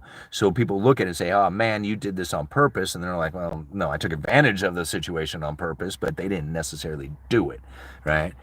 We had a choice. Not you and me, the people had a choice back in the day when the Federal Reserve was set up, and they look at the money and they say, I'm not accepting this Federal Reserve note. You either come back with silver certificates or silver coins or dollar or something of that nature, silver coins or gold coins or silver certificates, but I'm not accepting a Federal Reserve note. Here, you can take this back. They didn't do that. They accepted the Federal Reserve note, and that was the problem. Because at that point, there was going to be a flood of Federal Reserve notes that come in and completely, transition the system from being that of a gold-based currency to debt-based currency. Now we got a whole different situation we're going to deal with. Ever-increasing amounts of new money that comes into the system is going to separate the rich from the poor. It's going to make the problem even worse going into the future, because there's no way that you cannot put new money in the system. The moment that you do not put new money in the system, the whole system begins to deteriorate and everybody falls into pain and misery. So the pain and misery that you're suffering because of inequality, that's going to get worse. That's going to get worse, because the opposite of that is worse for everybody. So it might as well continue to increase the money supply, continue on with the inequality, and go until the whole system finally collapses. That is not by design, right? That is just the way that the economy operates. It's how Cantillon effect works. Ultimately, if we couldn't print up the money, we should have fallen into poverty and misery already as we redistribute the gold back out there to the rest of the world. That's what should have happened. But since we severed ourselves from the gold standard, went onto a debt-based currency, and continued to increase the money supply, the inequality gets worse and worse and worse. And now people seem to have like an insane amount of money. This is what I find interesting about the whole idea of the consumer, right? Like consumer sentiment and the consumer here in the economy and aggregate consumption and stuff like that. Do you realize like 50% of the consumption here in the United States is done by 1% of the people? The 1% does 50% of the consumption. Like our individual consumption is insignificant. We don't even matter, right? Us as a whole do. But individually, doesn't make a difference. The 1% is everything when it comes to the consumption. Why we're even here discussing it, they're not even really talking to us. They do. I mean, we're important enough that, us as a whole will change the economy. But when you think about influencing just 1% of the people who are 50% of the consumption, what do you think they're even doing? Right? I mean, do they even really care about us at that point? They care about that 1%, what they're doing, for sure. Right?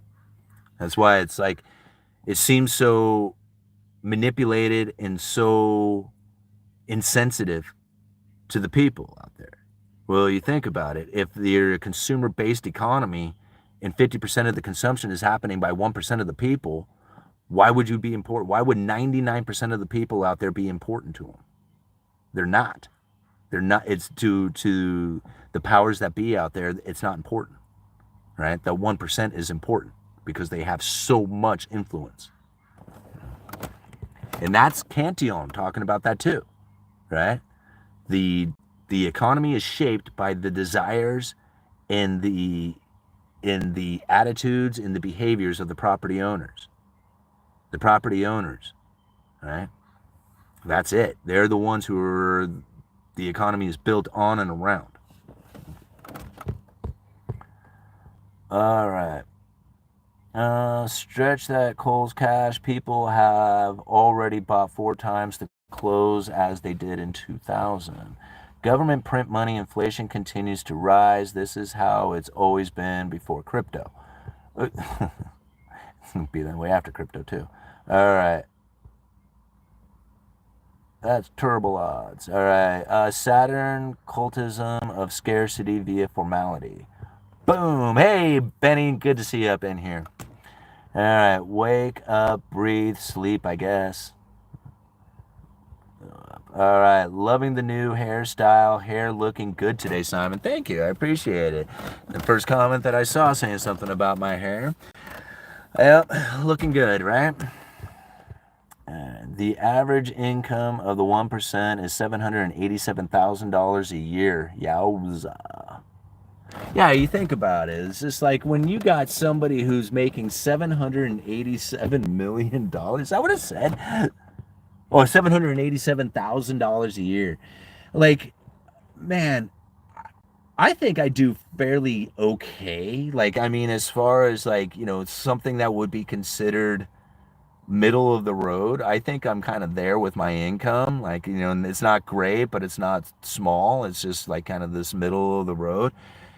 And I think, man, at $787,000, like if I was to acquire that sort of level of income, I like, holy moly.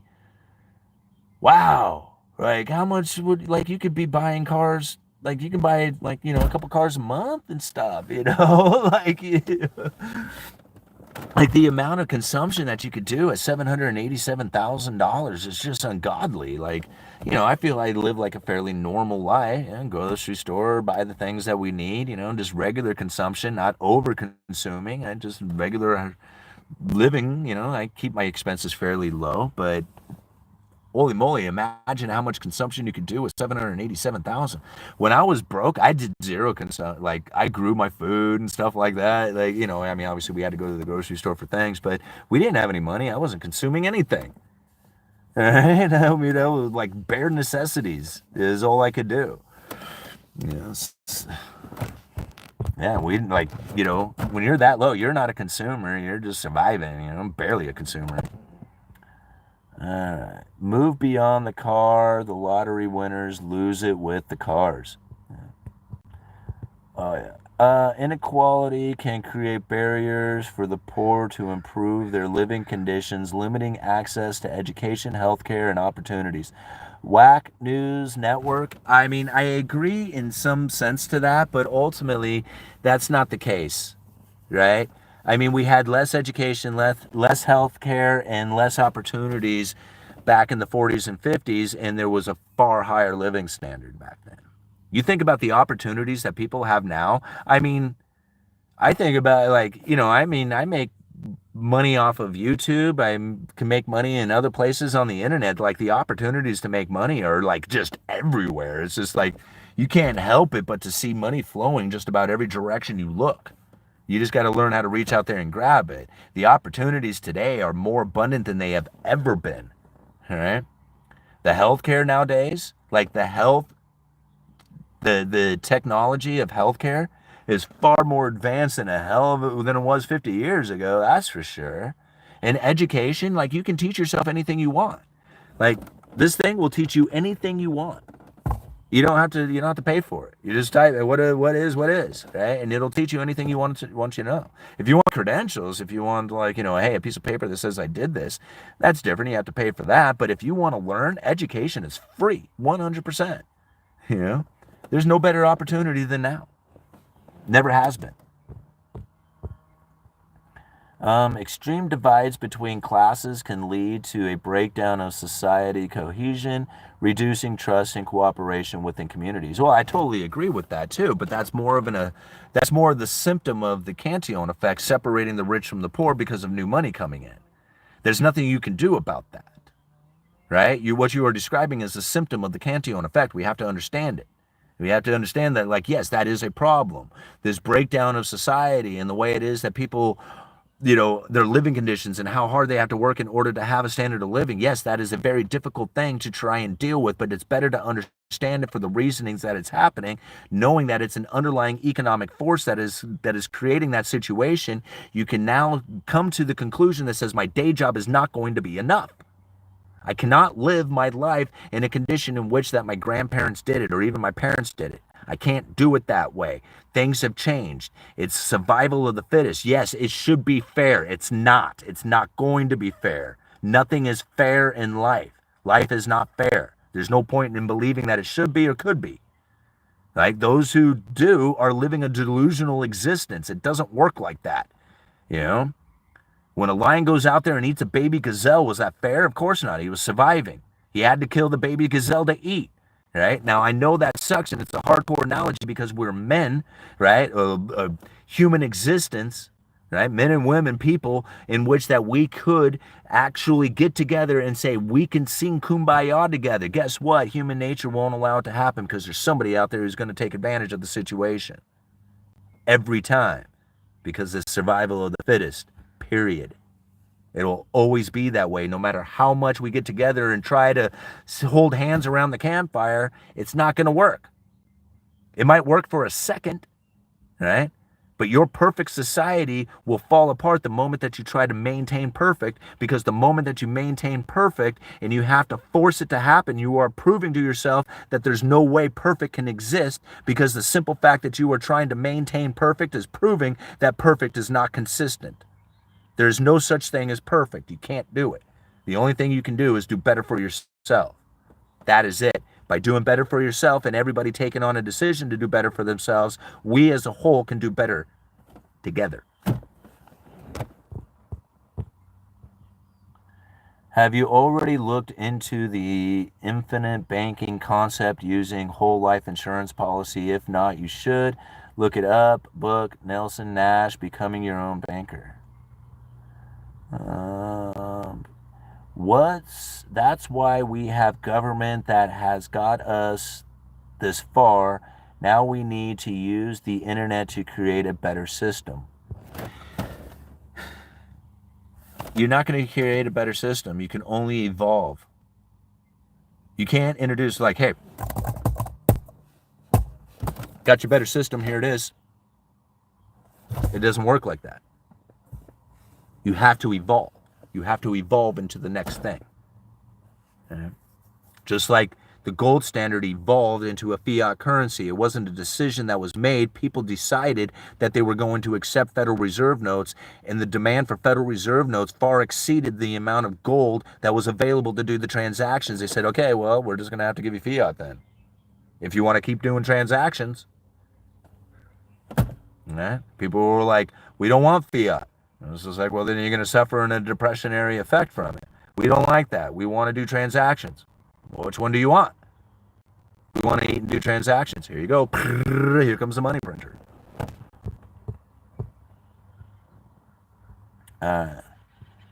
Our government can evolve if we stop giving power to small groups of people. What? I don't understand. What do you mean? Like, if you stop giving money to small groups of people, what difference does that make? You know? The change will come when people start behaving differently with their money.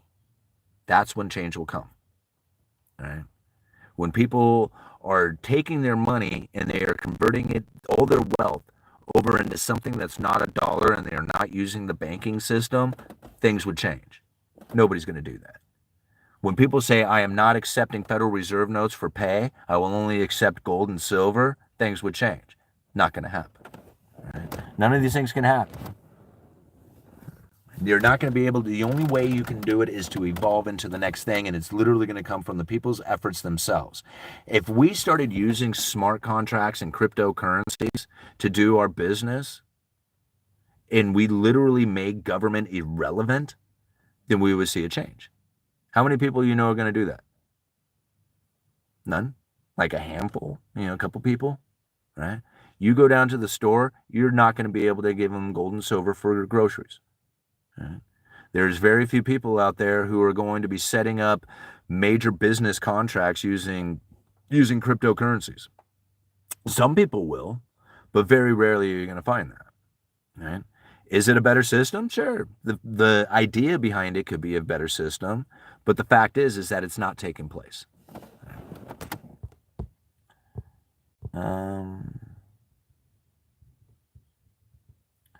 Does nationalism create more positive or negative effects? The only thing that I can think of creating a positive effect is free market capitalism. That's the only thing that makes a positive effect. Everything else is going to limit you. Government coming in can do nothing more than limit you or take away from you. That's it. There's nothing they can do otherwise. A lot of people say, oh no, they can create a much better situation for everybody to exist in business opportunities and stuff like that for a moment, right? And there is opportunities in which that can come from, government creating situations in which that people can leverage their ideas into the future. Like if you have an idea for a pizza parlor and you don't have any money and you don't know anybody who has any money, how is it that you're going to get your idea off the ground, right? The financial system and the way that the government has regulated this financial system gives the opportunity for people to go and borrow that money to use their idea to better themselves. Like that's a pretty cool thing to have going, right, inside of it. So if you're looking for government that has a benefit, those are some of the ways that government can benefit. But the fact is that the money needed to be borrowed, and it doesn't require government to do that. This could have been done in the private sector, right? Because all it really is the borrowing of money to get the idea off the ground. You don't need government to do this. Agreed. Free market capitalism accommodates the most diversity and needs of the desires for anyone and everyone. I totally agree. Stop buying name brands. All right. Saturn, planet of limitation, judge dressed in black to represent. Okay.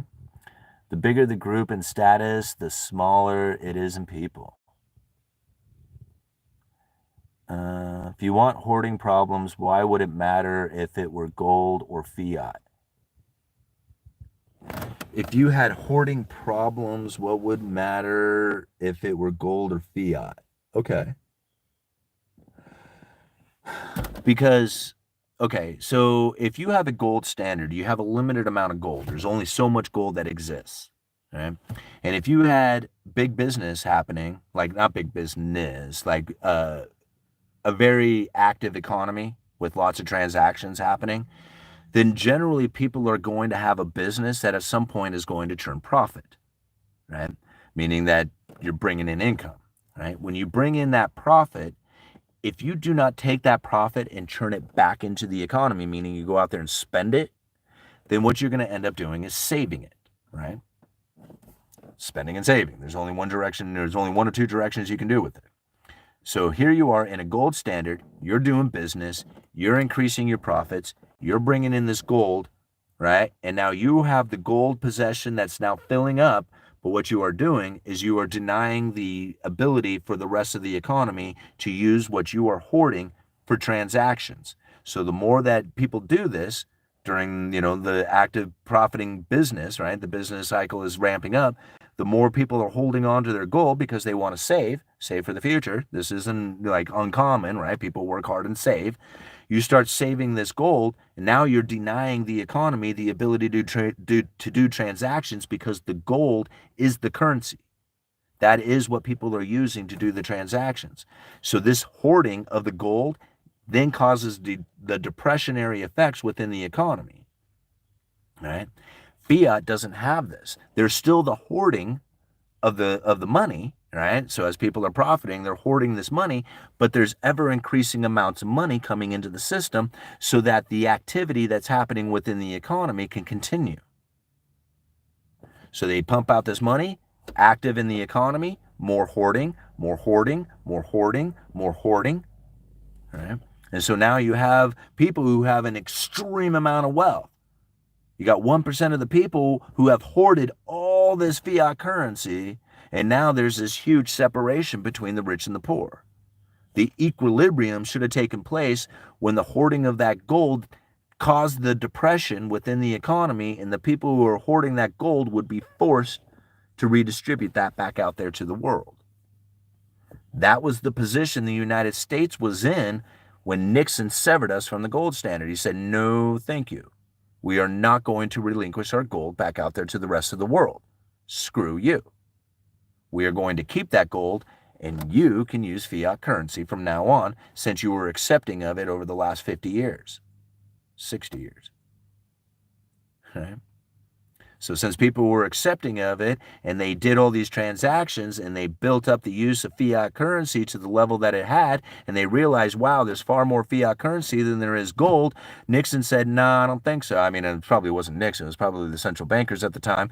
But they were like, no, we're not going to relinquish this gold back out there. We are not going to play into this Cantillon effect. We are going to sever ourselves from the gold standard. Here you go. Continue using that fiat currency since you've been so happy with it over the last 50 years anyway. So you shouldn't have used it 50 years ago. You should have said, no, thank you, I'm not accepting this back then. But since they were so accepting of it, by the time it got to the 70s and there was all this fiat currency out there in circulation, people go like, oh, we don't want this anymore. It's like too late. You're too late. It's already here. Your chance to not accept it was 50 years ago. Too bad you didn't do that. Now you are already accepted it. It's already in the house, and all that gold that you thought was being used to back up this currency, it's gone. It's in storage. It's in vaults. You'll never see it again. Mm-hmm. All right. Let's see here. The infinite banking concept allows you to borrow against your own cash, not like banks. At the time of your death, they will subtract the loan from the death benefit for your beneficiaries. The most wealthy families all use the infinite banking concept, Walt Disney, the Rockefellers. Okay, but what if I don't need the personal profit, aka income, for myself? I don't need to live like a royal king. What then? Would a new distribution system be needed? Well, you talking you personally, huh? Are you talking like everybody? Or are you talking about you personally? Because what you're talking about for yourself doesn't exist in human nature for most people. Like individuals who make a good decision based on that kind of thing, very disciplined, they can. Most people, human nature doesn't do what you were just saying. They want profit, and they want lots of it, and they want as much as they can get, and they're going to buy material possessions and live in a life of luxury if they can do it. That's the way human nature is. So you can put in a what if people didn't do that, but people don't do that, right? People live a life of luxury if they can. In fact, they would push for it if they could, which is the exact reason why we have the separation between the rich and the poor. There is no setting up a new system based around anything other than the human nature that we know, which is going to be one of, as soon as I have the money, I'm buying luxuries. You know? It's just, I mean, we can say what if it went some other way, but that's not what people do. Just don't think about what if, how to fix the system. Think about what is and what you need to do about it. Right? There's going to be some more separation between the rich and the poor. The inequality is going to get worse. There's no chance about it doing anything else. No chance. To even try and develop a concept that says, hey, we got to figure out a way so that so the inequality is less, or there's less inequality taking place. Delusional thinking will not work. You are wasting your time. You are literally wasting your time. You are wasting your thoughts. Right?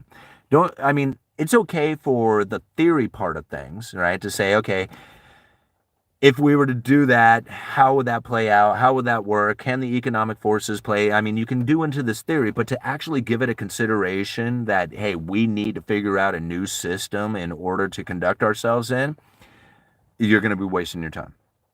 And it's a total waste of time. It is much better to understand the system for what it is so that you can position yourself accordingly for what is going on. That is it. Anything else outside of that is a waste of time. All right. And again, like, you can use the idea for strategic purposes as far as the theoretical concepts to like prove a point or something of that nature. But like I said, to take a deep consideration, it was like, how do I fix the system? Let me really consider this. How do we change it around? Don't bother. It's a waste of time. Figure out what it is that you need to do in accordance to what is actually taking place. That's going to be a much better opportunity. What do I think of cryptos? I mean, I like cryptos just fine. I mean, it's, cryptocurrencies is a great idea. Like, I mean, I love the idea behind it, but there's no real thing happening there. Like, even Bitcoin itself, it's pure speculation. It's not going to be a viable currency. It's not going to, be a new concept for the world to use or something of that nature, to like on any kind of grand scale. Crypto will serve its purpose, and I'd imagine that as time goes on, we would find more use of it into things like stable coins, smart contracts, these type of things. I would imagine that are going to be very prevalent within the economy. But is it going to change the way things are really done? Like, the underlying economic forces are still going to be playing out. Right? You're still going to have separation between the rich and the poor. You're still going to have all those problems.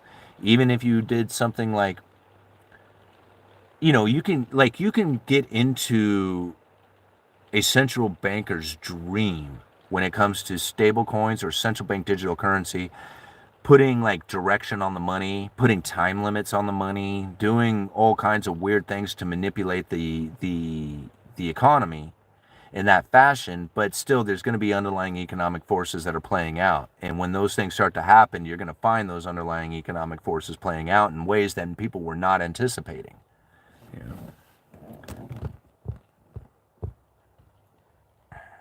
Have you ever heard of Venus Project? Oh, John, let's see, that was a... Reading is for chumps. Okay, let me cruise back up here.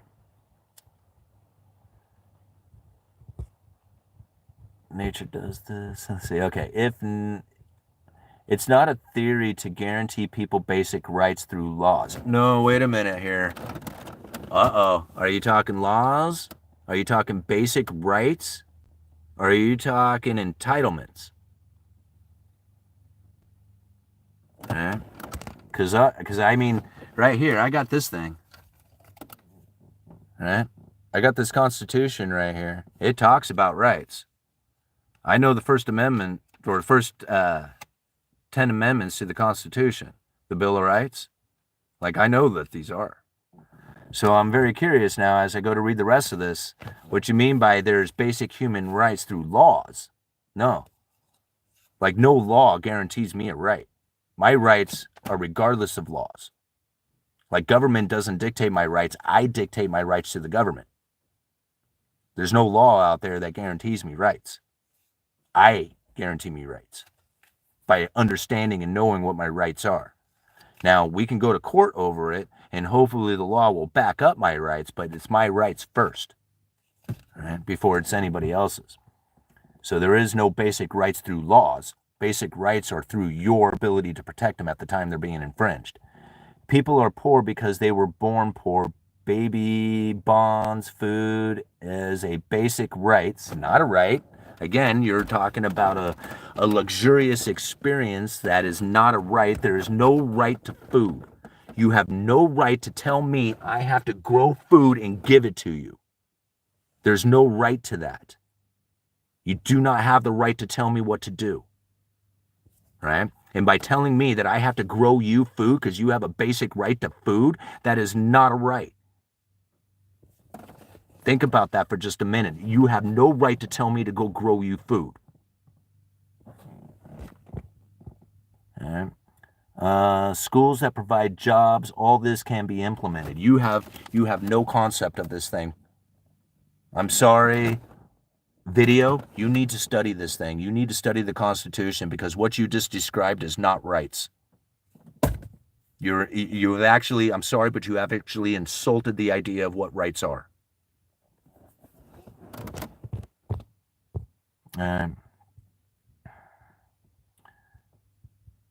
Your problem is your resilience on animals. Have you seen this right here?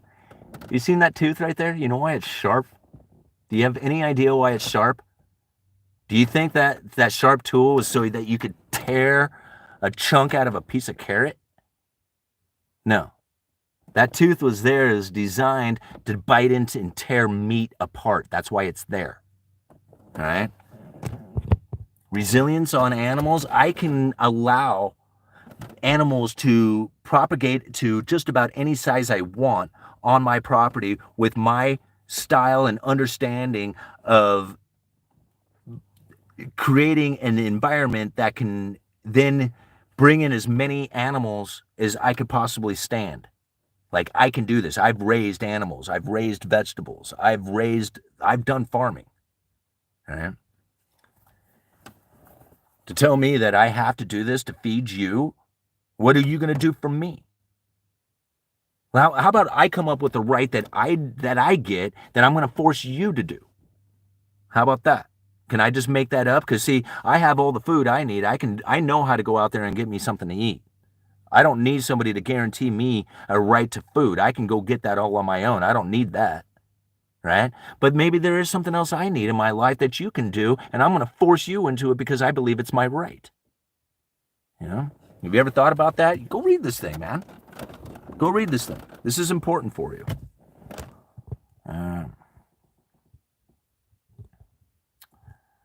Yeah, let's see here. Why does a gorilla have a bigger teeth than you? You don't give the digestive system of meat eatery. Sorry. I don't, whatever out there, right? When that steak is cooking on the grill and it's letting off that aroma and it makes me desire it, you're telling me that I'm not a meat eater? That ribeye looks so good and so tasty. You're telling me that we're not designed to do it? All right, that's up to you, right? I mean, you can say that all day long. I've watched people who live on a pure vegetarian diet being vegans, and they look like hell, and the doctor says, man, if you don't put some protein in there like a steak every once in a while, you're going to start suffering with health issues. Right? Each individual person is different. I understand that there's a lot of vegans who seem to live a very healthy life, and don't get me wrong, I didn't go quite vegan, but I went vegetarian for a long time.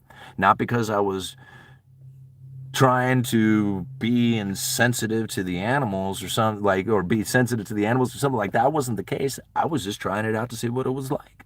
I just very curious. Right?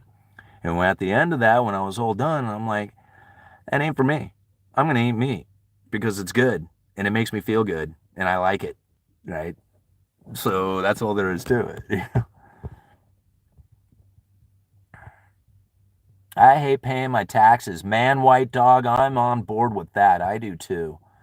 All right, to ask a wolf not to hunt is an impossible question. Absolutely it is. All right, I've seen lots of people die from a poor diet. Me too. Healthy food is the best health care we can provide. I agree, video. I agree. I agree with that statement. Absolutely. Like, you are responsible for your health. You cannot require a doctor to provide you with any kind of right to medical. So I absolutely agree with your statement there, video. I totally do. Like, you are 100% responsible for your health. It's nobody else's responsibility. You have no right to medical, right? And if you do not take care of yourself, you're going to suffer the consequences from that. Video, you and I are on the same page on this one.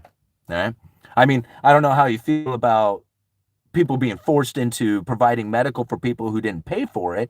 I don't know what your feelings are towards that, but I definitely agree with you that we are responsible for our health and what it is that we put into our body that then allows us to be that healthy person or not. Right? Totally in agreement with that. I always been skinny, but at 46, I want more healthy over 8 years. All right. People confuse policy for laws. Yeah. How long are we into this? Oh man, almost 2 hours. Hang on. Oh geez, it's almost 1 o'clock. I gotta go do some chores or something. All right, Dandelion. I too am a commercial fisherman. Nakanick district of Bristol Bay. The medical companies update them with index cards, and farmed animals are eating most of the food being grown. That makes no sense. That doesn't make any sense at all. All right. You can grow food, and you can grow animals, and you can grow food for animals, right? Like, that is one of the weirdest things that I think I've heard anybody ever say, that the food that's being grown or the food that's being grown is being eaten by animals that we then, like, no, right?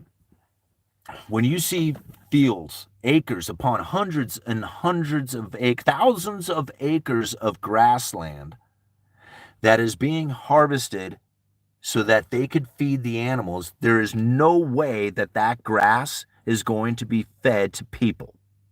The only way that grass is going to be fed to people if it's through the cow first, meaning that the cow eats it and then you eat the cow. You're not eating the shit of the cow, but you know what I mean? I guess that was kind of weird the way I said that, but that's how all that is going to be consumed by the people. They can turn grass into food, grass that normally cannot be eaten by humans, not for any real nutritional intake, and convert that into something that is a wonderful product that people can consume in the form of a steak, right? All right. We are out of Garibaldi, Warrenton, and Westport. Hey, right on, Dandelion. You're local here in the county. Nice. All right. Imagine all the grass we could eat if it weren't for these dang cows, right? Jeez, it would be forever. We could eat all this grass, right? Beef, it's what's for dinner. Absolutely, it is. More bearable, I should say.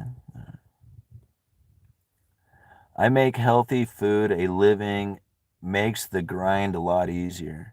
Yeah. No, I agree. Like, I mean, I like eating healthy just as much as everybody else does. Like, I don't like eating garbage food. But what it is that people have considered to be garbage food, especially when it comes to the difference between eating meat and being a vegetarian or being a vegan or something like that, I find that I give it much different meaning. Yeah. Like I eat healthy. My wife cooks really well. She's always cooking fresh foods, and we hardly eat, packaged stuff. Like not much. We have a little bit for the convenience for the kids or something like that, but for the most part, we don't have anything that's packaged. Everything is fresh foods that has to be prepared and cooked. My daughter calls my salads a bowl of leaves. Where's the beef? Open the border was the worst idea ever. I came here to become uneducated. Most all of the soy is going to pigs and much of the corn all subsidized. West Virginia governor passed law, SNAP food stamps no longer to be used for sodas. Well, that's good. Go recognize your rights doesn't grant it. Yeah. I like eating spiritually healthy. Yeah. Alrighty, guys, this was a lot of fun. I think we should probably call it quits. I got some chores I got to do today, and I would love to keep hanging out here. We got 173 people watching with 152 likes, $2 in super chats. Thank you so much for the $2 in super chats. You're always so supportive of the Uneducated Economist and everything we're doing here. 2 hours and 15 minutes or 13 minutes into this is a really long live stream. But it was so much fun being out here breaking some of this stuff down. And I tell you, like, I believe and I really honestly think here on the Uneducated Economist, we talk about things within the economy, within monetary policy that literally nobody else is talking about. Everybody else kind of regurgitates somewhat of the same thing, putting their spin on it, their opinions on it, but it's literally the same information being spread constantly. Here on the Uneducated Economist, we are breaking it down in a way that nobody else is doing, delivering information that nobody else is talking about, bringing the mainstream media articles into light for what it is that they are truly doing. And again, like, I don't think I could have ever done it without your support, without you guys being here, being part of the Uneducated Economist and growing these videos, growing this channel. You guys are really the best. All right, let me cruise it up here and read a couple more. Smoke that button, smoke that like, smoke that thumbs up like Cheech and Chong. Thank you there, all-nighter. Stay dry out there. Have a great day, everyone. Thank you, Dandelion. Maureen says, love your videos. Thank you, Maureen. I really appreciate that. Tell me you're a vegan without telling me you're a vegan. Happen to know one ever. Okay. I enjoy the engagement. I like challenges and dialogues. Laters. Yeah, me too. And I really appreciate you guys being here. Holy cow. I stuck to salmon and avocado, walnuts, almonds, cashews. All right, join the memberships too. Yes, thank you, Deja Vu. Definitely join the membership. If you haven't become a member of the Uneducated Economist, it's $1 a month. You'll have access to all these member-only live streams that we have done. We will be breaking down future live streams as the monetary policy is being communicated through the Federal Reserve speeches and other documents. We continue to break those ones down. There's lots of videos to go through already, a wealth of information worth the dollar, guaranteed, right? The best dollar you can ever spend, and you'll be supporting the Uneducated Economist while doing it. There's a link down in the description. You guys are awesome. Thank you for being here. Uneducated Economist, you let me know.